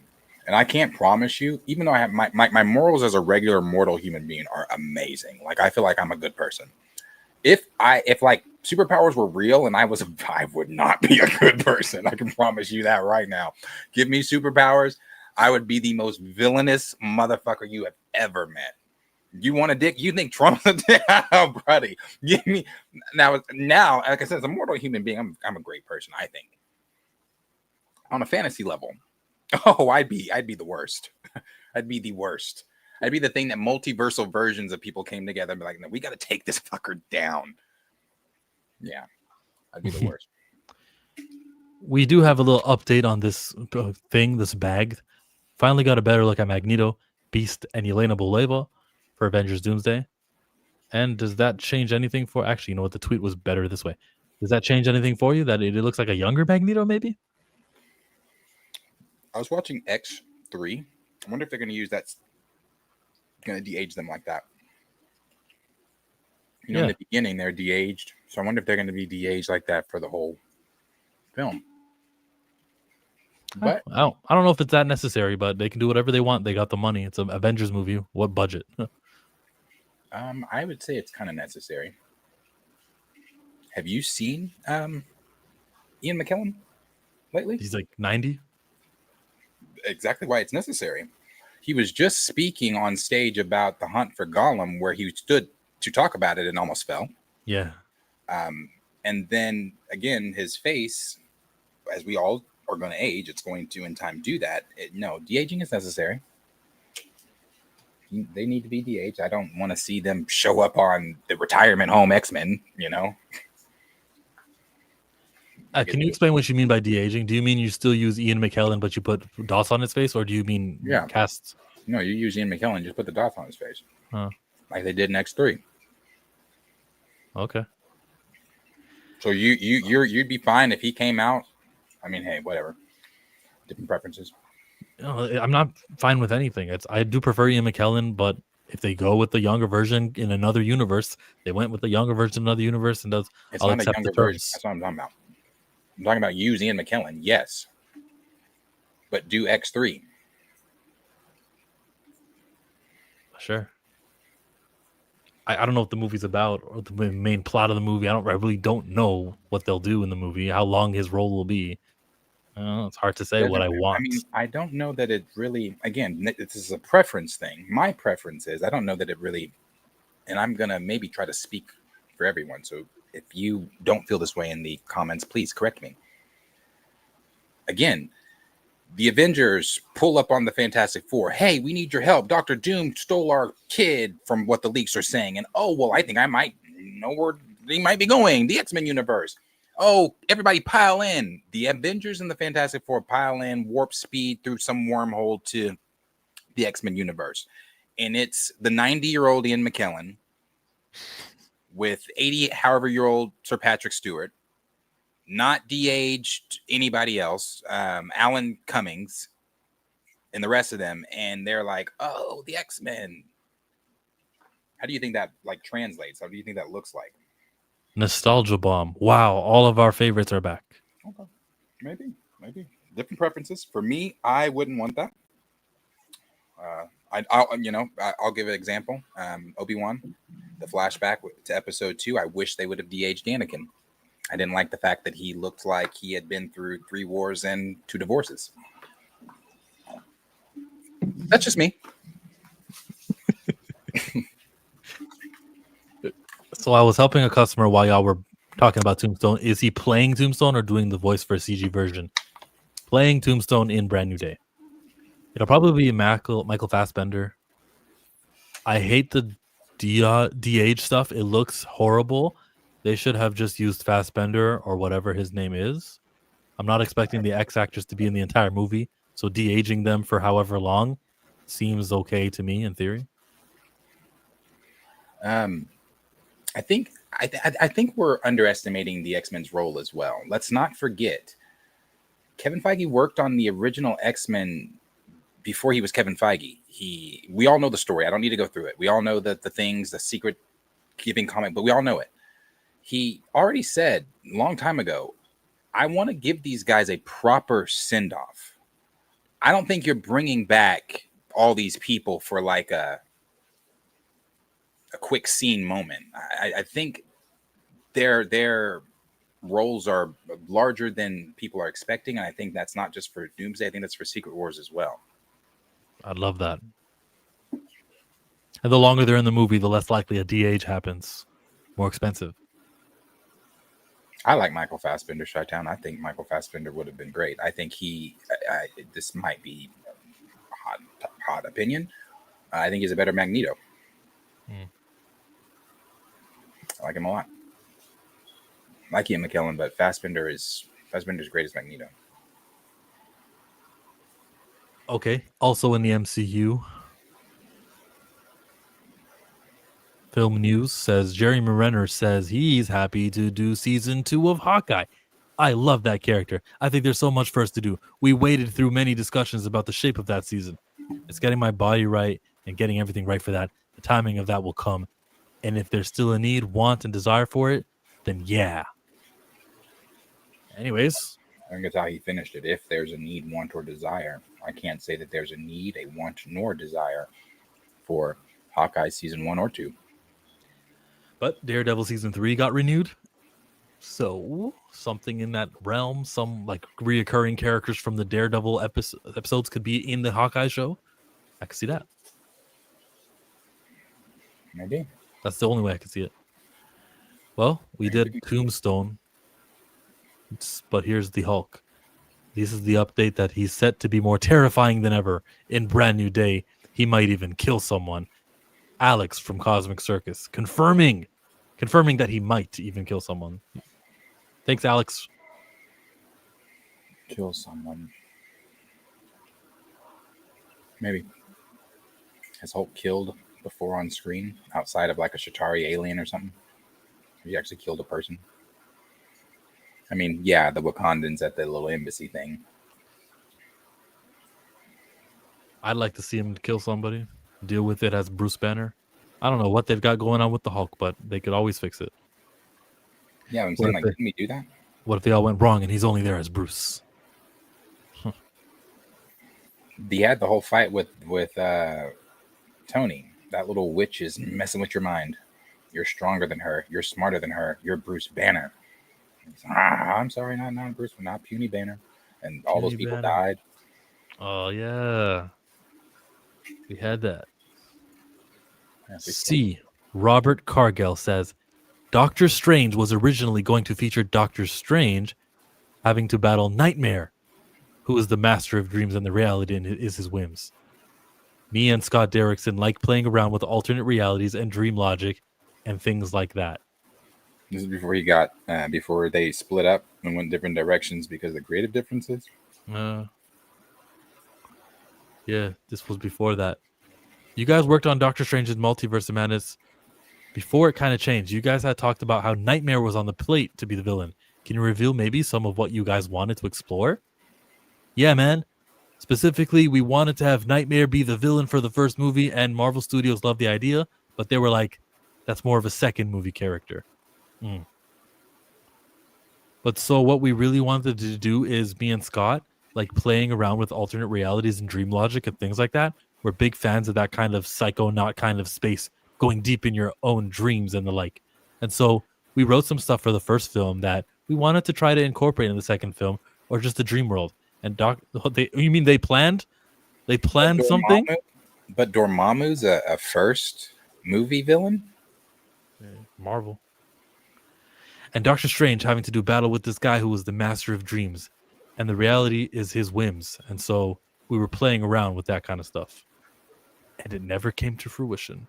Marvel said, how dare you plan something? We don't have foresight in this company.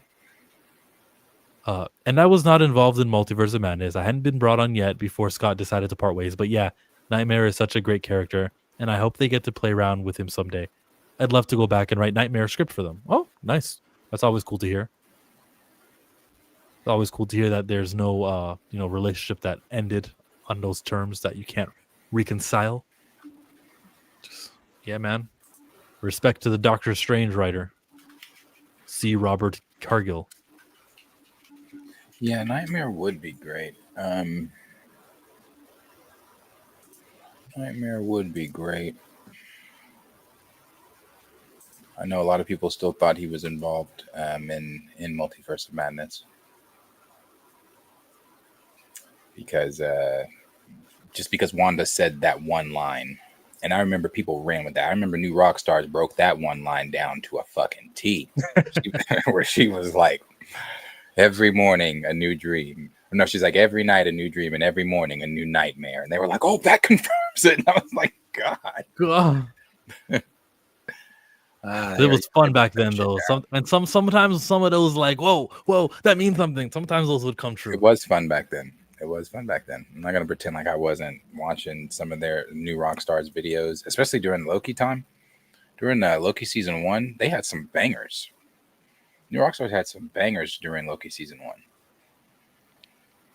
Yeah. Okay. Are we ready for the big news story today? Is there anything else you want to touch about? Which having to do with the fandom, having to do with Marvel, Star Wars? Is there anything that what happened? Is there a Comic-Con? Is there anything you want to touch on before we do this? You want to touch it, bring it, pay it, watch it, learn it, earn it. No trailers that came out recently, huh? Welcome to Dairy, but I don't think you're going to be able to show it because you have your Twitter on parental control. Welcome to Dairy? Okay. They probably put a YouTube trailer out, right? Oh, that's right. You do have that. Okay, let's If do you Welcome want to to, Dairy. if you do want to show the T'Challa thing, you can show it. What is the T'Challa thing? The scene? Yeah, because I did see some of it on Twitter earlier. Yeah, we should probably do that. We should probably do that right now. I really. All right, sorry, Jonathan Majors fans. Sorry, Kang heads. It won't take me out of it. I've seen literal fucking post-credit scenes before, so it's fine. I'll still be able to enjoy zombies.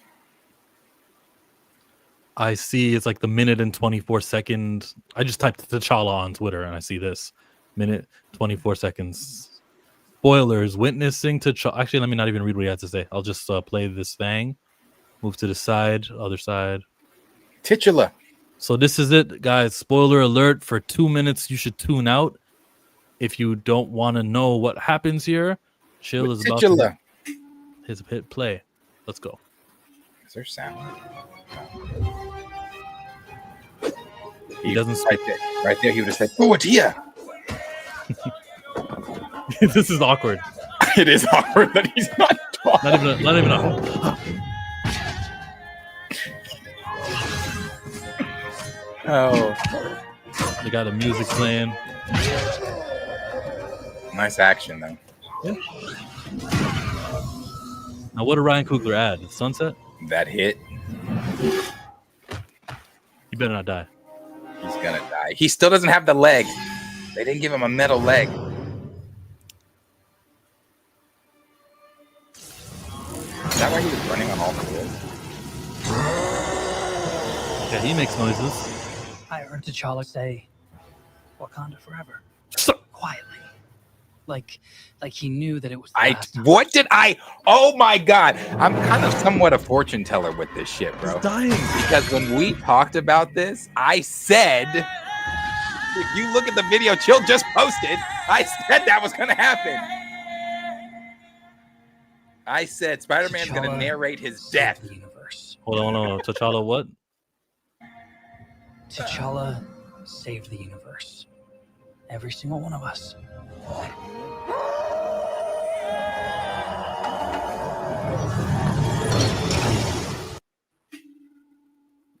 Yeah. Well, hey, no T'Challa at least. They said one more time. Let's go one more time. You guys down? Yeah, no, I called that. I said in the video on Pantheon when we were talking, I was like, watch, it's gonna be Spider-Man narrating his death, or he sacrificed himself or something like that. I said those words. I didn't know that. But it happened. And they thought, like, yo, this is what Chadwick Boseman would want. T'Challa dying again. And you can't even have his voice actor, so there's no great talent getting a job. God. Yeah, man. Just the world we live in right here. So that an is how it impactful happened. black character doesn't get featured. Interesting. Get voiced. So that's how they did it. They're telling it. So what's happening here, obviously, that's what I said. It's a flashback. He's literally telling what happened as they are leaving from the end of the What If episode from the compound. So they got caught by it's because Thanos was outside of Wakanda. So they got caught going into Wakanda. Yeah. So that's shit. I could have wrote that because that's what I said before I saw it. That's crazy. And then if you listen, crazy. T'Challa said Wakanda forever, and he said it really quietly. And yet, look at this. Wow, he died again. He died. You know, can I say this without anybody getting mad? Black character, white owned. Sorry, what? Yeah, what? Does this not give you guys that are still holding on to the hope of seeing him in live action, like, pause? Does it not give you like, maybe actually no, they're not gonna recast him, because this is twice now in animation. What is this, the fourth death in the overall T'Challa MCU IP? 4 deaths, twice in animation that they've said, and yeah, you got T'Challa, but with a death again. So Tone I don't deaf. know. Tone I deaf. don't know. I'm clipping You this guys too. tell me. Darius, I'm clipping this too. I'm Shieldmonger. He's Planet Fanatics, and we do the afternoon woke up every day. Weekdays we stream. Check us out. It's getting clipped. Yeah, I don't know. I just, what Raymond said there. He said, yeah, it does. Honestly, I'm starting to think that if there is a BP in Secret Wars, it ain't T'Challa. I'm telling you guys, it's the child, and they are going to be happy with that. And again, I know Marcus pushes back on me when I say this, and I know who his rebuttal typically is that because it is a secondary character that the overall audience is not going to accept him. I'm telling you, and I've said it before, they are not calling him Toussaint. They are not calling him T'Child or anything else of the other derogatory names that we call him. They're not going to call him that. They're simply going to call him T'Challa, King of Wakanda. And when the Avengers call, they're going to say, hey, T'Challa, we need your help. The only time his father is ever going to get referenced where they'll remind the audience, oh, that's right, he's the second, is if one of the old Avengers say something like, just like your dad, or, oh, I remember when your dad this, or oh, something like that. But they're not going to shine a light to keep reminding people, oh, this is the second. This is the second. No, he's T'Challa. You know how many fans are gonna love this new second version because you'll probably have a good actor, and then how many people are gonna be happy with the second this substitute version where now the greatest black character ever, T'Challa, has a competitor within his own franchise competing for star power. Like some people are actually going to be upset in future projects where actual T'Challa is used, and people will go, I don't like T'Challa. I like it when T'Challa has a son and he gets older because that was the movie I saw. They're really like imploding this franchise from within by bolstering this new kid who's going to be older, and they're going to call him T'Challa. Yeah, and it's a when I first had the realization of it, it was the first. I'll never forget that video we did on that when I titled it "The Son of T'Chaka." It's not coming back. It's when you have the realization, it's a tough pill to swallow, but as time has gone on, I'm not saying I'm accepting of it because I'm not. But I know what I'm getting before I go in here. I'm not expecting to see. So when I sit down in Doomsday, I prepared myself that, and if it's T'Challa, that's fucking great. But I've prepared myself for them to go the opposite direction. 1000%. They'll have a scene between Bucky and T'Child. Your dad saved me. Oh yeah, something like that for sure. Something like that, or between Sam and him, Sam, I don't know, something like that for sure. So he'll never say I'm son of T'Challa? Doesn't make sense. I don't who think knows so. What they do, bro. I don't think so. And the reason I don't think he's ever going to say I'm son of T'Challa, because what relevance is that?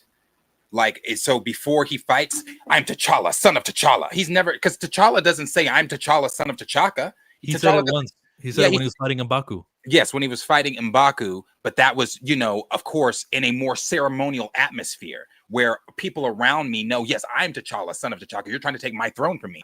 And if I'm going up against a Dr. Doom, I'm not about to announce my heritage, my ancestry. I'm not going to do that. I'm just T'Challa. Yeah. And that's what they're going to do. Again, I've been trying to prep, and maybe some people still aren't connecting the beat. I've been trying to prep y'all for quite some time. Yes, you have. If you watch, and I know Den of Nerds is not the end all be all when it comes to this stuff, because I'm looking at Facebook.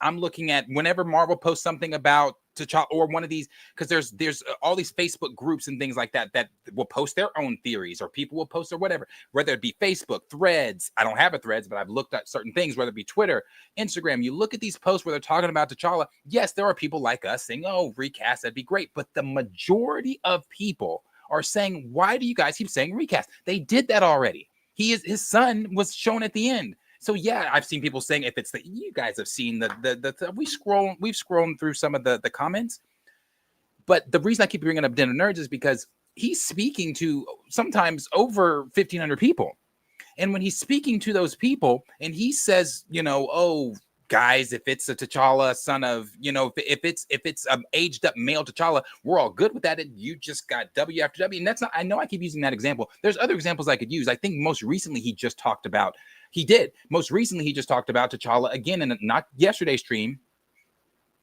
day before, where he was talking about, if they use the zombies in Secret Wars, and he was like, oh yeah, they could recreate the whole Namor T'Challa fight, but it could be T'Challa II, his son, fighting Namor, and I'm telling y'all, prepare yourselves for December. Prepare yourselves for February 2028. Prepare yourselves, because you're not getting him. You're not getting him. They're going to tell you what they're going to tell you is you got him. That's T'Challa. So I could be wrong, but they've again, as I always end this when I say this, they've shown me nothing that indicates that I'm wrong. They've shown me nothing that indicates that they are even sniffing a recast or thinking about a recast. And to me should be another indication to those of you that haven't accepted that yet. Hey, we had the opportunity to let him speak again. We could have casted another voice for him, but we decided we're going to put some Wakandan music behind him with some grunting from Thanos as they sit and fight. And from what they said in the article, it was a way for them to feel close to Chadwick yet again. So, 5 years later, we're still attached to Chad. In 2028, still going to be attached to Chad. Can I offer you this? Maybe because I watched it twice now. The first time I watched it with the sound on, he didn't narrate so much of it. Tom, Spider-Man was only narrating like twice in that segment. Is it because there are parts he was gonna say about T'Challa that they pulled because they watched videos like mine and clips and understanding that T'Challa is unfavorable since they filmed that scene and since to the release, and they went, let's pull some of the verbiage that Spider-Man is supposed to say. He was very quiet for a lot, which is why it was so awkward. But Spider-Man didn't speak for most of it. That's a theory. I know I'm reaching. That's like the good news. You see, there were gonna be a scene where Spider-Man says, "T'Challa told me to dedicate this to his son," and then they pulled that last minute because they saw the stream from last week that we did. I would like to think that. I don't think that. I would like to think it too. Marvel is tuned in and keyed in. I'm tuned in and keyed into things that we have said about recast. I don't know that. Maybe they have. Maybe they haven't. I don't know. But I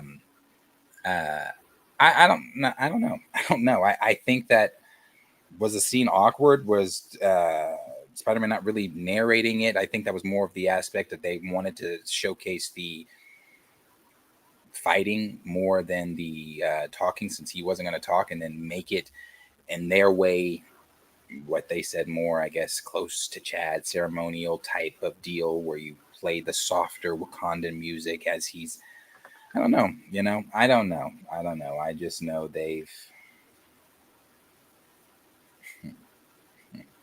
keep putting it out there. They keep putting it in our faces. They don't care. That's my theory. My theory is there's an early version of this where T'Challa is mentioned, and then they pulled it because it was kind of quiet for a portion of that fight. Spider-Man was recollecting what happened 5 years ago. Watch the episode. What? Spider-Man was recollecting what happened 5 years ago. Watch the episode. I don't think that matters to any point that I brought up and I've raised.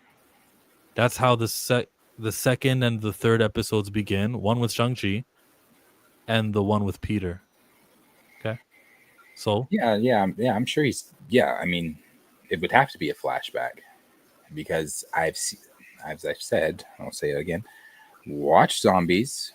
What If episode. It was one of my favorites when it originally aired. I went back and rewatched it before watching this Marvel Zombies, which I have not seen yet, but watched it.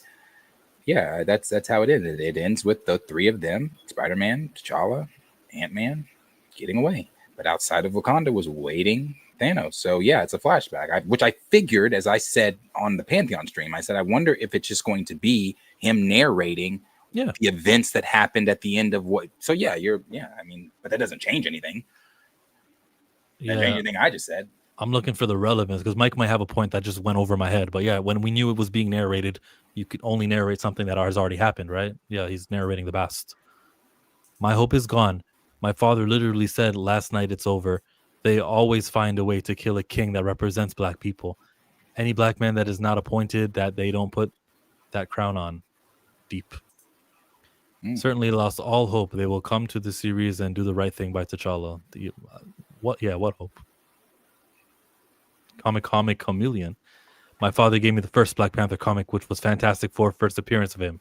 I watched my old man literally cry at the first movie because he loved the character. Checking to see if it's on pirate site. Unless Apple or someone else buys Disney and gives Feige the boot, I doubt we'll see T'Challa even when Coogler is gone from Marvel. Oh, cool. They have all 4 episodes. I might check it out, but not on Disney Plus. Jay says Spider-Man or even Scott could have easily caught T'Challa, but nope. We'll just let him die once again. Stop using logic, Jay Namikaze. You could have caught her. T'Challa needs to die. That is Chadwick Boseman's legacy. And if we could resurrect Chadwick Boseman and tell him, look at what we did, he would be so happy with the muting T'Challa, with him not even having a video game on from EA. He's not gonna like that. Anyways, who cares? I don't even want to do that pretend bullshit. I'm so angry.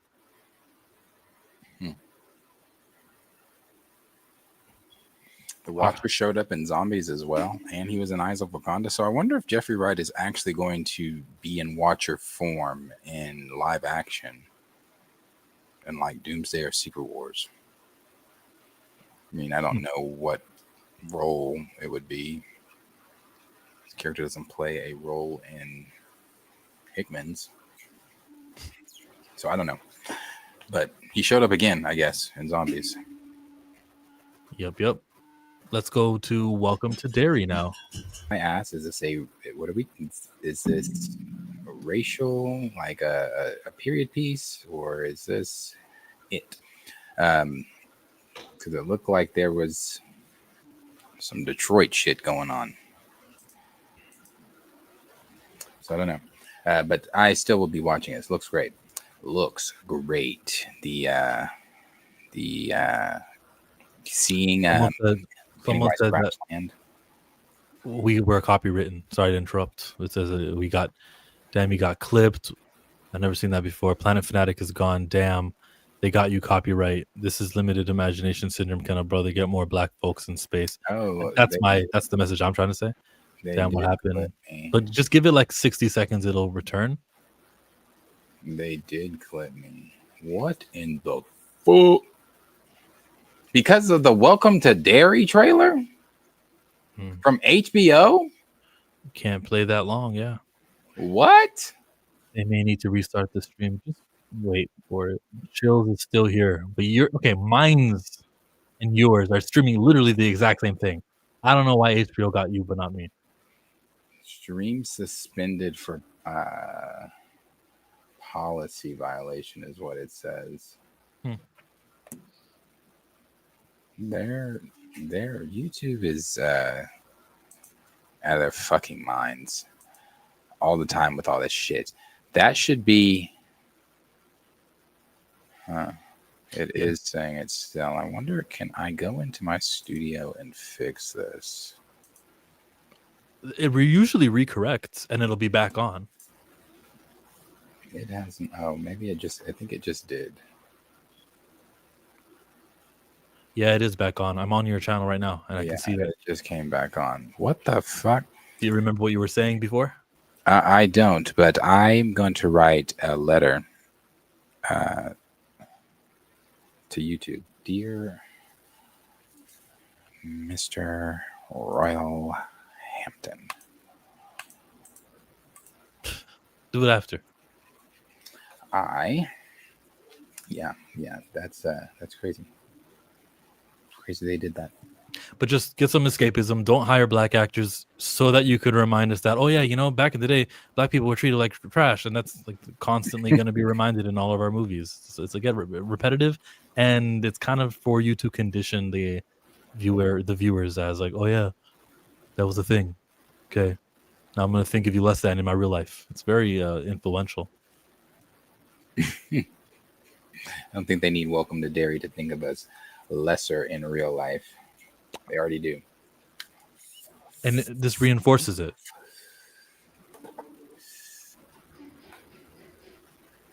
Depends on how much is shown of that too, and if that is what it's really, and if that's what's really going on. Even showing it for one scene was enough for me. We also don't know if that's really what's going on in the show. It was in the trailer.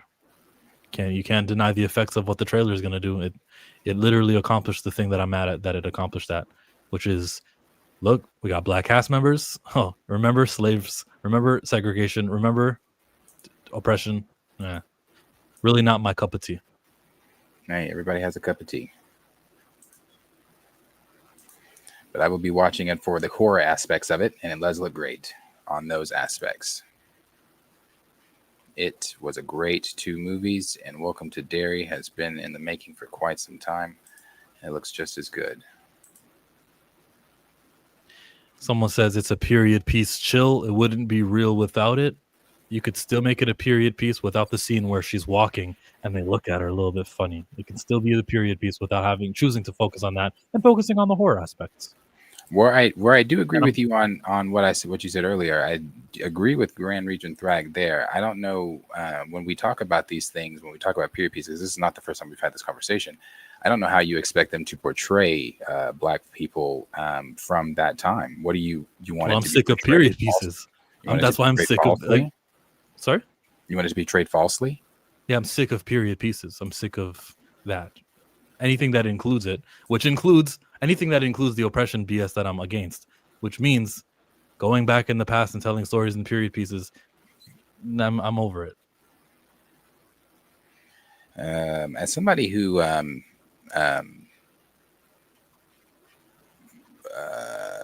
is for our history, whether it be the good or the bad, history regardless needs to be shown. I don't need history being buffered at all, because it goes back to what we were just talking about, what they're trying to do in Oklahoma, or what they're doing in Oklahoma with Christopher Columbus. I don't need history buffered. And I also don't want my history of my people buffered either. It is ugly. History is ugly. How our people were treated is ugly. How our people continue to be treated is ugly, but it is our history. And how we chose to overcome that history is also a part of our story. So I refuse to be like, oh, I'm sick of seeing our history. I'm sick of seeing, slavery. I'm sick of seeing, black folks getting beat on in movies. I'm sick of seeing the crosses getting burned and things like that. And the KKK, I'm sick of all that. But at the same time, that is our history. Whether you want it to be or not, it is. Welcome to Derry. As an undisclosed budget. Welcome to Derry with a massive production budget of $150 million for its 8 episodes. So it's rare to see things get that much big of a budget. And I would love for something like this with a $150 million budget to not be featuring themes of oppression. History is important. Sure it is. Absolutely. When I see that we're getting the history important, big budget stuff, but we're also getting the Star Wars, but everyone's black, then I'll say, yeah, sure, absolutely. Let's support this history being told. It's important to share. But when it's leaning only in one direction, it's an overall criticism that I have that is not specific to this show or specific to history needs to be taught. It's specific to, we're not getting $150 million budget shows. And when we do, even that's got to have themes of oppression. Oh my God. That's the complaint. Yeah. Like I said, I don't disagree, but I disagree when it comes to those period pieces. You don't want the period pieces, but like I said, our history needs to be shown. So I think Chill's point of view might be being misrepresented a little here. I'm right here. I'm representing it. Chill's point of view might be being misrepresented a little here.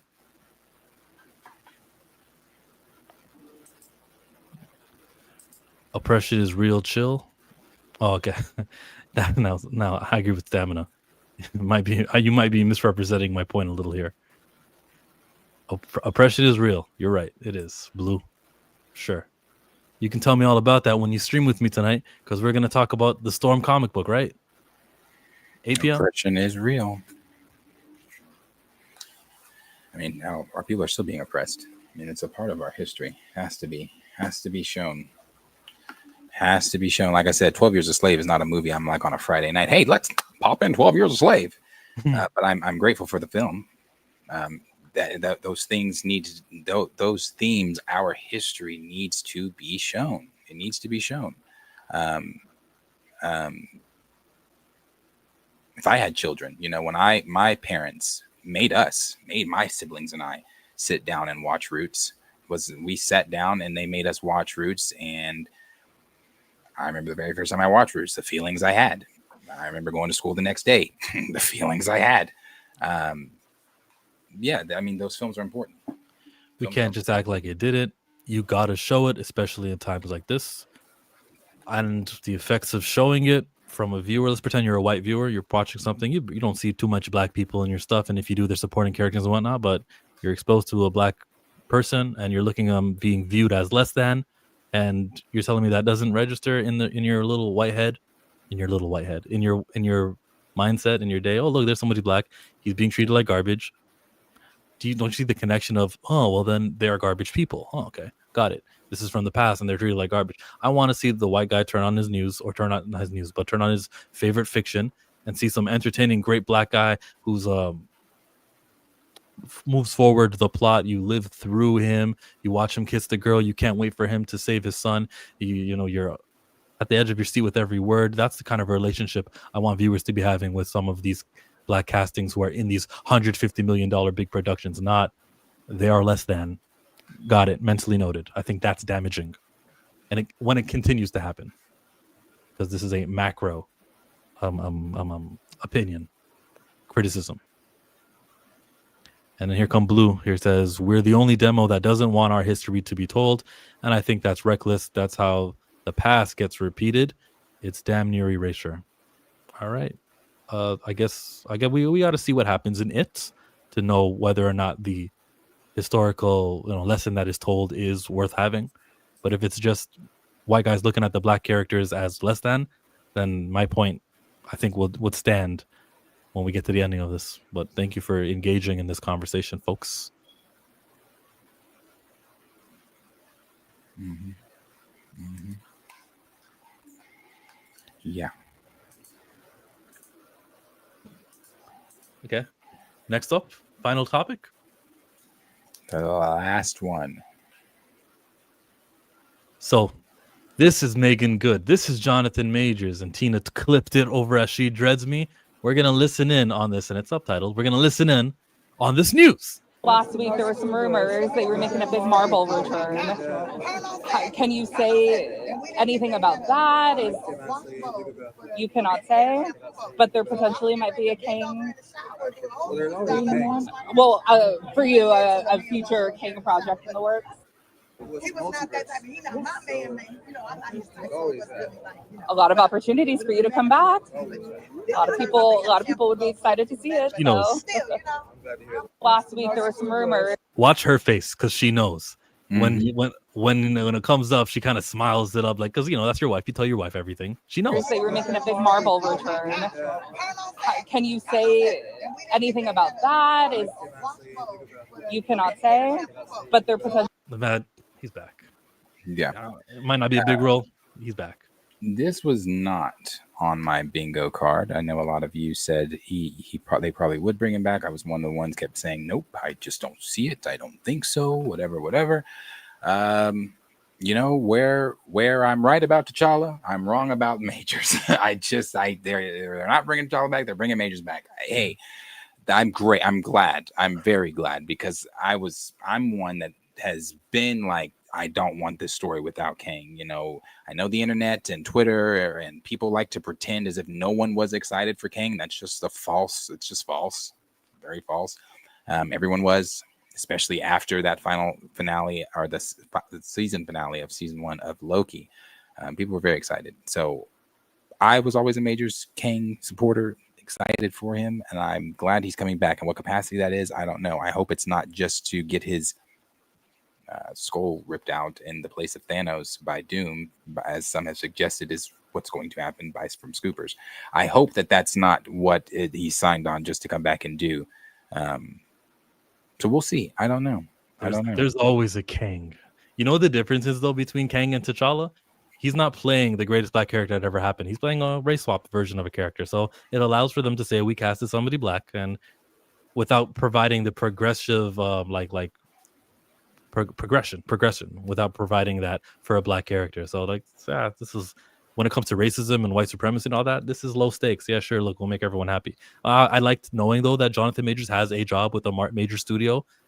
And I don't know it, but it feels like that from the answer, because he would have just said, "Nah, man, I can't wait to get back on that train if they ever would afford me." That would be his usual answer. Now he's like, "It's a multiverse. There's lots of Kangs." Whoa. Yeah. And Megan Good, like you said, is very telling. Very telling with her smirk, and very telling with her at the end. I don't know. So, I don't know. I think he's back, and fantastic, man. I mean, great. And I don't know how big it is, if it's even real, but I hope that they let Jonathan be the actor that he is, because I've said many times, everybody's like, "Oh, Robert Downey Jr. is this, Robert Downey Jr. is that." You put him in the same room with Robert Downey Jr. and let him go at Kang, let him be Kang and let Downey be Doom. I think villain to villain,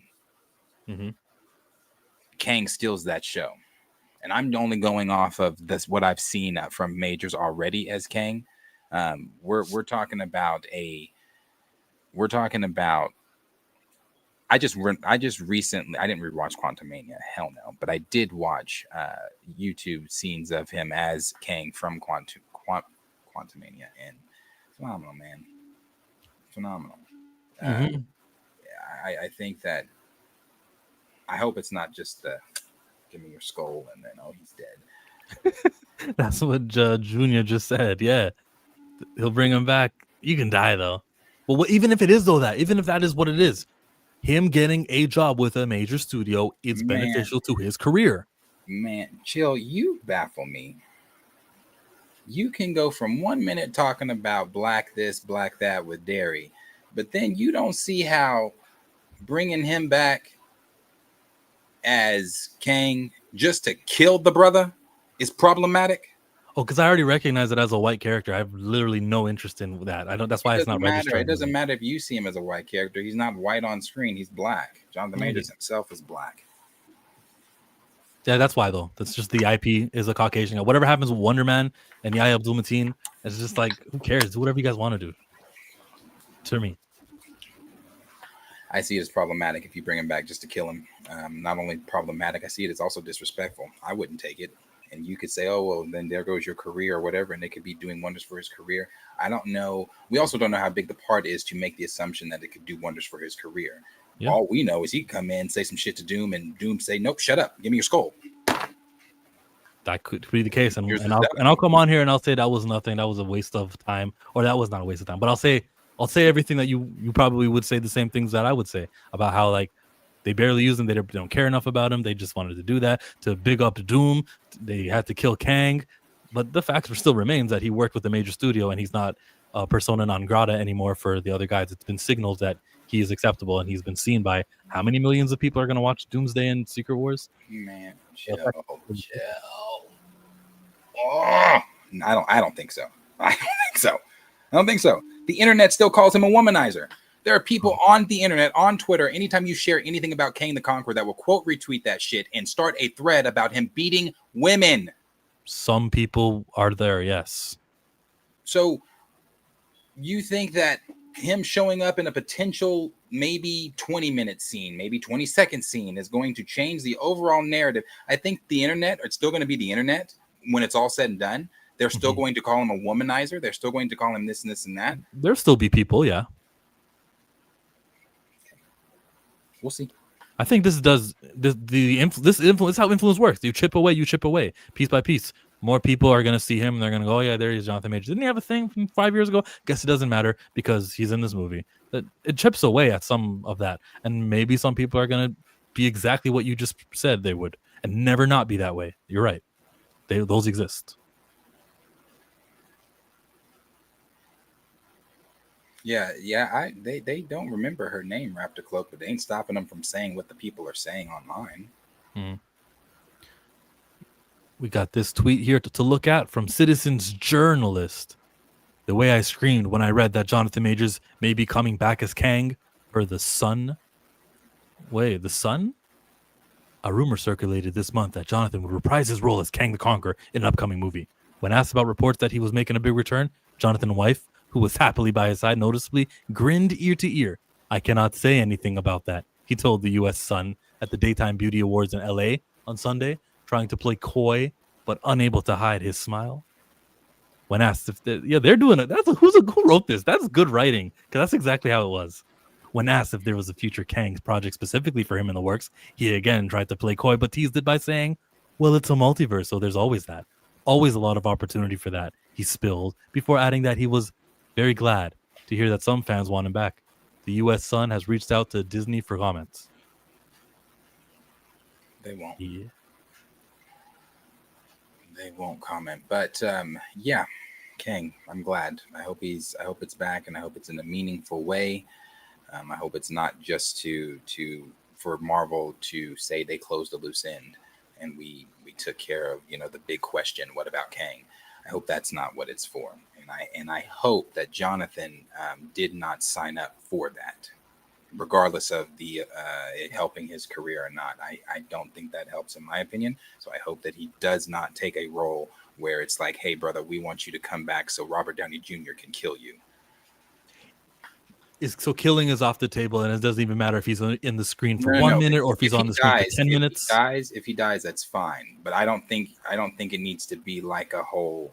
Like I would like him to have some type of role, and then maybe at the end of the film, maybe get betrayed and killed or something like that. If you want to kill him, I don't think he should die if you want to kill him. But if it's a thing where like like that panel where let's say they take inspiration from that panel and Kang's asked if you think you're some sort of god or something like that, and I am a god. I did this and I did that. I'm Kang, and then I'm Doom. That's gonna piss me off, and I think it's not gonna piss me off. I'm gonna be like, oh, I have a problem. I'm leaving the film. It's just gonna be like, well, I wouldn't have took that role. I wouldn't have took that. So what he needs to be is a substantial character. He can die at the end of the movie, but he can't just be there in the beginning, introduced to be killed off. Therefore, look how big and bad Doom is. That's your problem. Yes. I hope he gets what you're looking for. I hope he gets multiple scenes, maybe 10 minutes of screen time at least. And if he gets the death in the end, fine, he gets the death. But I hope he gets the way you want it. I wouldn't like that. Might be like Loki's death. I wouldn't like that. The difference is the only reason I don't dislike Loki's death in Infinity War. The only reason Loki's death in Infinity War, I guess, is, obviously now knowing we've seen Loki, the show, and he's alive and things like this. But we spent so much time with Loki. We've spent zero time with Kang. Yeah. Zero time with the person that dropped Jaws after his audition, that you guys put all your eggs in one basket and made him the multiversal villain we spent no time with. So no, I would not want them to bring him on just to kill him. But like Loki, man, they had to establish how big this villain was, Thanos. So they killed Loki, the last villain. Same thing here. Establish how big Doom is. Then kill one of your heroes. Kill one of your heroes then. You got to, if that's the case, kill one of your heroes. Show us how big and bad Doom is.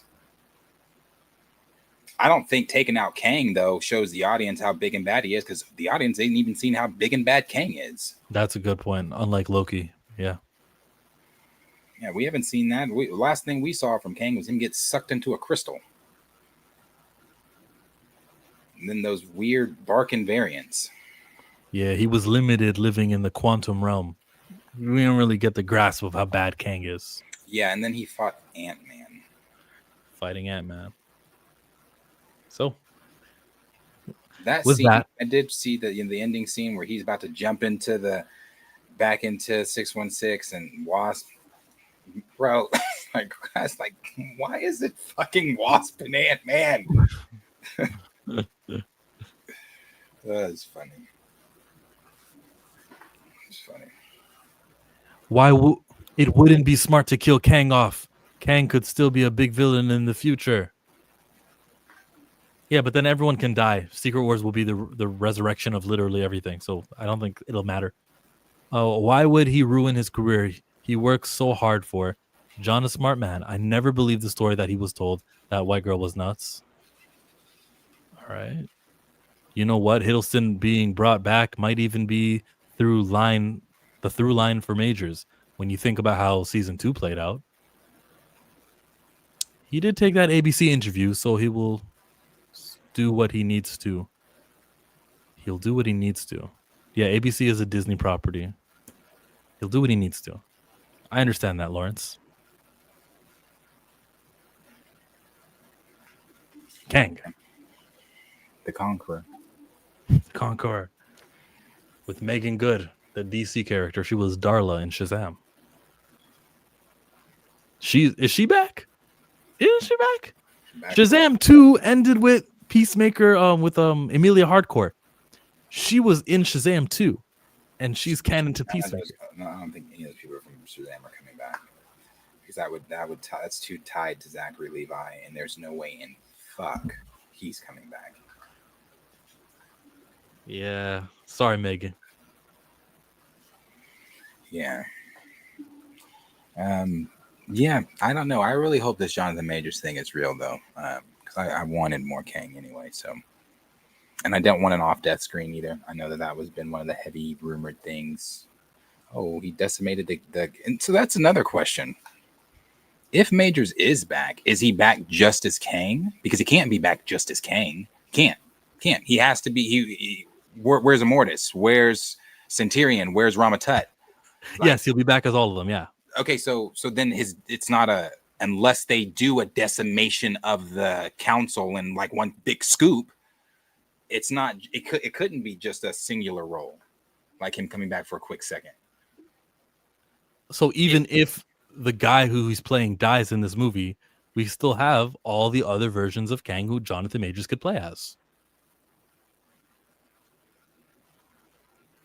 Right, assuming the council doesn't get dealt with in Doomsday. Assuming that. I hope that too. That's a good point. I hope he touches up on some of those personalities on how he wants to portray them.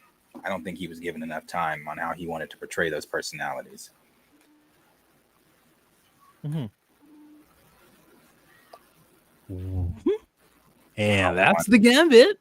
That's the gambit. I don't want Immortus coming in, talking, needing cough drops. I wasn't feeling that. I didn't like that whole post-credit scene, though. But I like the idea, like where they're going, like where the heads were. Yeah. Yeah. But that is the gambit. There is nothing else today. You've seen the T'Challa scene, so choice is yours to watch. You want to clip it, or I want to clip it, but if you clip it, you can have it. No, you can clip it. That's fine. Got it. Oh, is this the one where I might clip it because I was talking about? Oh, yeah. I might clip it. You got it. Yeah, that's it. There's nothing else. I don't see anything else that's going on today. So yeah, choice is yours if you choose. Oh, Rihanna had her child. Oh, good for her. Yeah, now let's get in the studio. It's been a long time. 10 years. She just said it. Hey, I wonder what the name is. Is it a boy or girl? It's a girl. Rocky Irish Mayers. Whose last name is Mayers? ASAP's? What's ASAP's first name? Real name? Like Rakim, I think. Rakim Myers. Oh, that's right, because they all are. They want all R's. All their kids are going to be R. They're both R. Listen, don't ever, guys. If you don't have kids, don't ever do that. Every kid's name needs to be opposite and different. Like you can't just be having the same freaking names. Oh my god. This is their third. Yes. Motherhood looks great on Rihanna, but so does an album. You wanted to do Black Panther 3? No child, no cry. No. And I don't, somebody told me too. Well, she just did a song for Smurfs. That don't count. That don't count. Last time Rihanna graced, and that album still stands to this day. Anti is it's so good. It's so good. I love Rihanna. I'm like, bro, it's been 10 years. I get it. You want to be a family, have your kids. I support that. Let's get an album out though. Like, but you're telling someone not to make that much money. You're telling them like, oh, do this thing that you don't make much when your makeup line, which you actually own, is working. I know that's why she doesn't make music. She's still making buku amounts of money without ever having to step into a studio. Yeah. And I respect that so much. And that's the blueprint, bro. Yeah, these studios will rake in every dollar out of you. But what they can't control is that they just made you famous. And now you can use your celebrity to sell a brand new product. And you can own that new thing.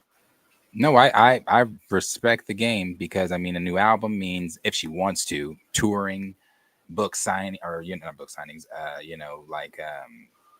appearances at places, radio shows, all that type of stuff. So, hey, I respect it. But you know what, Rihanna? Maybe because you are Rihanna, I mean, do they not have, I'm sure ASAP has a studio at the crib. Yeah, they probably have something. They probably have 3 songs together that they just got to wait to put into an album. And then they can do like 7 more. Boom, 10 songs on an album. Are you kidding me? She didn't have to write them anymore. She didn't write them in the past. Somebody else has written the songs. All I need her to do is just sneak downstairs and pop them headphones on and give me a Ponde replay type of whatever you want to do. Whatever. There's no topic you want. She could be talking about the sunshine. She could be talking about anything. Well, considering she's married, she hasn't had her heart broken. That's why this might sound terrible. I don't mean it to sound terrible, but like, even though I didn't care too much for Adele's last album, I still love Adele. It was great. Better example, Sam Smith. I needed he was dating the boy from 13 Reasons Why. When they broke up, I was expecting that album to be, because it was messy when they broke up. I was expecting it to be, it wasn't as. So Rihanna's married now. She's not having, like, ain't nobody breaking her heart. She ain't doing nothing. Like, what's she gonna, I don't know what I really wanted to sing about. So maybe don't do the album, because what are you telling me? I'm a mother. And it's fun. I don't want to hear about that. I kind of want to hear the raunchy shit, I want to hear about all that. All I wore was pink, and we're covered up in pink, and we're covered in the pink in the sink. I like to tink. I need a drink. Yeah, no. I couldn't have a drink because I covered up my thing and covered it in pink. Now I gotta take it to the sink and I fill it with the drinks and I sip and I sip. So is this PBS or is this Rihanna? Because I don't know. Talk about how like you couldn't drink because you were pregnant. That would be a 6th concept of a song. And I can get my first drink now. You just make a song about how 9 months of pregnancy means no drinking, and then you get your first. What will it be? What's the champagne gonna be? You could even sponsor it in the music video. They can have the official drink. Man, that's a song. No one's ever done that. The post-pregnancy drink. That's a thing. That's definitely a song. Congratulations to her, though. Yeah, man. I was gonna say the red wine is like the first drink, but then you can also use wine as like when someone's whining. I never tried to whine, but I earned this wine. Like, man, there's so much little word plays you can do with this song concept. That would be number one on the billboards. Somebody comment, why is she naming her baby the same name as her husband? Why do you give a fuck? People are weird. And then she put at the end of her statement, weird. Your comment's weird. Why do you care what Rihanna's naming her kid? See, my comment is valid. I don't care about what the kid's name is. Like, I'm happy for you with the kid. Great. Nah, here's the best one. Underneath of that tweet, someone said, this is Aesop preparing for the next one. Because they're definitely about to pop another one. She said they want like 8. You finally have a princess. So it's the first girl. Oh, this is the first girl. Okay. Yeah. Yeah. Well, they want 8. And I think, like I said, this is 3. So she's got a couple more to pop out. That's why everyone's acting like that. Because they actually said they wanted to have 8. I think so. Let me double check, but I think so. That's what she said. They want like a village. I'm just not with the pretending having 3 kids is a lot. That's how the population multiplies. You have more kids than there are parents. That's normal. The long dry summer, a concept album from Chillmonger MC. Oh no, I guess they don't want 8. She said in a 2020 interview that she wanted 3 or 4. So maybe this is it if they don't do another. Y'all should check out the Wolverine gameplay they just put out.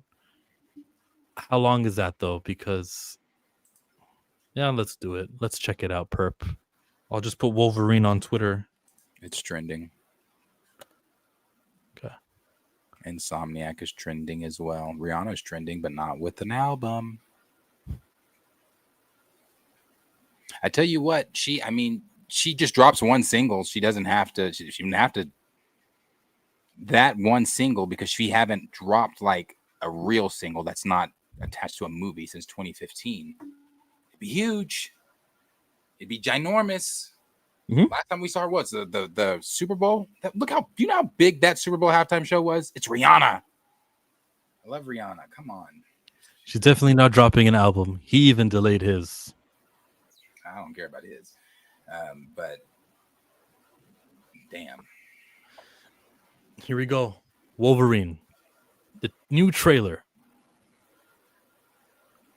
Insomnia.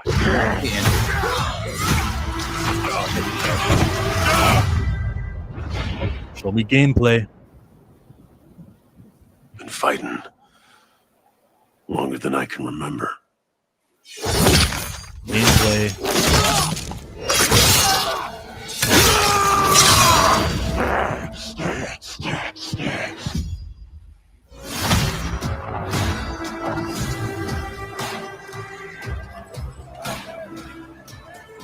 I'd like to say I'm not a violent man. I don't like the voice. The trouble just has a way of finding me. Yeah. But I'd be lying. There's the gameplay, I think. Doesn't matter where I go. Oh, really?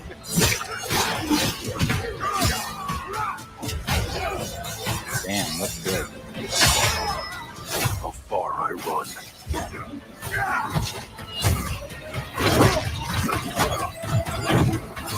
Is that Omega Red? Yeah. That's always waiting.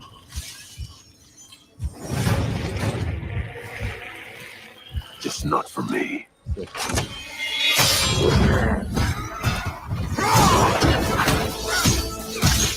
Oh, this is great. Look great. Ooh, Mystique. Because I ain't no hero. I'm Wolverine. Yeah, that looks cool. Oh, dope. So dope. That looks great. Now I definitely would want to play it. Looks great. I just don't like that voice. Whoever they got to voice him. Eesh. I would say pretty lacking. Busy. I mean, you said till you're 90, so are you busy? I would have even just taken Hughes back behind the. You've seen the behind the scenes of him doing Logan where he's. I'd even take that and just use that audio. But like that might be a little better than the. I was just thinking that when I saw the silent T'Challa, like, what about Hugh Jackman doing some of the grunting and voice work? Yeah. Again, back to this, like, this is all right. And maybe on screen is like, click A to do this next move. And some of that is missing from this trailer. Like, maybe there's supposed to be a map at the bottom left. You know how games are. But if this is just it, this is good. This is a good looking game. I'm having a hard time discovering what is gameplay. That's cool. Look at him. He's like leaning over and using his claws to slow down at the same time, like so he doesn't fall over. Amazing. I just don't know. You were saying you don't know what you think is gameplay. What is gameplay? I think. Hold on, like that thing where he was in like that alley and sliding down the roof. I think that's gameplay. Yes, I think like, so I think too. this right here is gameplay. I think that's gameplay. Yeah. I think Love this is gameplay. I love that baseball slide there. because but like, okay, look, there's no like health bar on the top right. There's no anything on screen. That's what confuses me. In trailers like that, do they normally include that? I guess not. They should though. Omega Red's cool. It took me twice seeing that because I was like, wait a minute, is that Bastion or is that Omega Red? Yeah. But yeah, no, he looks good. It does. I guess the story of the game matters a lot too, and so what they do with it. So this is included with the other, obviously, the Spider-Man Insomniac game. Is the Blade Insomniac game still happening? Why would you ever think that game is going to happen? Oh no! Why would you ever think that? My bad. That much money, a black lead. Oh man, George Floyd's death was so long ago. Do you think these studios care? I'm sorry. I shouldn't have thought. You thought. I know. Good trailer though they gave for Blade, but they just let that one go, I guess. This one looks fun though. I'll play it. Blade is the king of the announcements. Did they cancel the Black Panther game that was announced? Yes, it was. The one from Cliffhanger Studios, a spin-off of EA. Yes, they're not doing it. The only Black Panther game still coming out is 1984, and I don't even know if it's really a Black Panther game. Is it more of a Captain America game? Rise of Hydra. And you're not even T'Challa, so there it is. He said, that shield. What do you say? A shield doesn't belong to you, boy. It's going to be Azuri. It's going to be the guy who the concept art of this is supposed to be. Yeah, this company. Yeah. The lesson from today, though, 1943, not 1988, whatever, 48. What did I say? I think you said 48 or 84, but 43. Whatever. But what did I say? The name of the biggest thing to tell you today, though, is that I think they pulled the speaking of Spider-Man in the zombies trailer, the zombies scene. They pulled it because they knew that instead of mentioning, oh, well, T'Challa wanted to he wanted to leave a world for his son. Instead of having him say that, they yanked it out. There was an earlier version of this where it did have those words, guaranteed. And we're on the up and up, and T'Challa's being recast. Don't listen to negative Nancy's who want to tell you how it's not going to happen. T'Challa's coming back. All of our hard work and advocacy is being rewarded. And it's registering with them. Oh, we can make more money with the primary character of the franchise instead of introducing secondary ones. We're on the up and up. The 19, not to take it back to that, the 1943 little thing we got though, where he's talking to Captain America on that little bridge. That's cool. That's cool. I like the dialogue between the two of them. Mm-hmm. It's cool. But yes, that I do now truly believe is it. Unless Perp tells us about some other trailer. Yeah, I think that is it. Like I said, for those of you that are watching Marvel Zombies, it's there. Other than that, I don't think there's anything else new out right now. You come here every weekday. You chill with the afternoon woke up, and you're appreciated for being here. Raymond, Chi-Town, Steezel, Rogue, Stamina, how you say this? SKNL? Sam, we like you. Raptors Cloak and KJ Sakamuma. We like you, Right Sound Studios. We like you, Junior Network, for coming in here. Perp, you know you're appreciated. Also, as part of the crew is Xavier Phoenix, and then there's Pam Entertainment TV, the YouTubers in the building, with Big Dog Gaming, who's also here. You guys are all appreciated. Thank you from Grand Regent Thrag to the Regent Thrag, who's not so grand. We like you, Lawrence. Like you. All right. Appreciate you. Yeah, we appreciate y'all every day. This community means the most. So, as I always say, if you like, subscribe. If you liked what you saw, subscribe. Tell a friend, get some more people over here to our lovely show where we're growing every day. So yeah, subscribe, like this video, helps us out, and we will see you guys tomorrow's Thursday for the Pantheon stream with Marcus from Back of the Bush. Thanks for being a friend. Thank you for being a friend. Oh, yeah. Travel down the road and back again. Hey, so we started from the bottom, now we're here, girl. Oh, yeah. This is my part right here. Ooh, oh,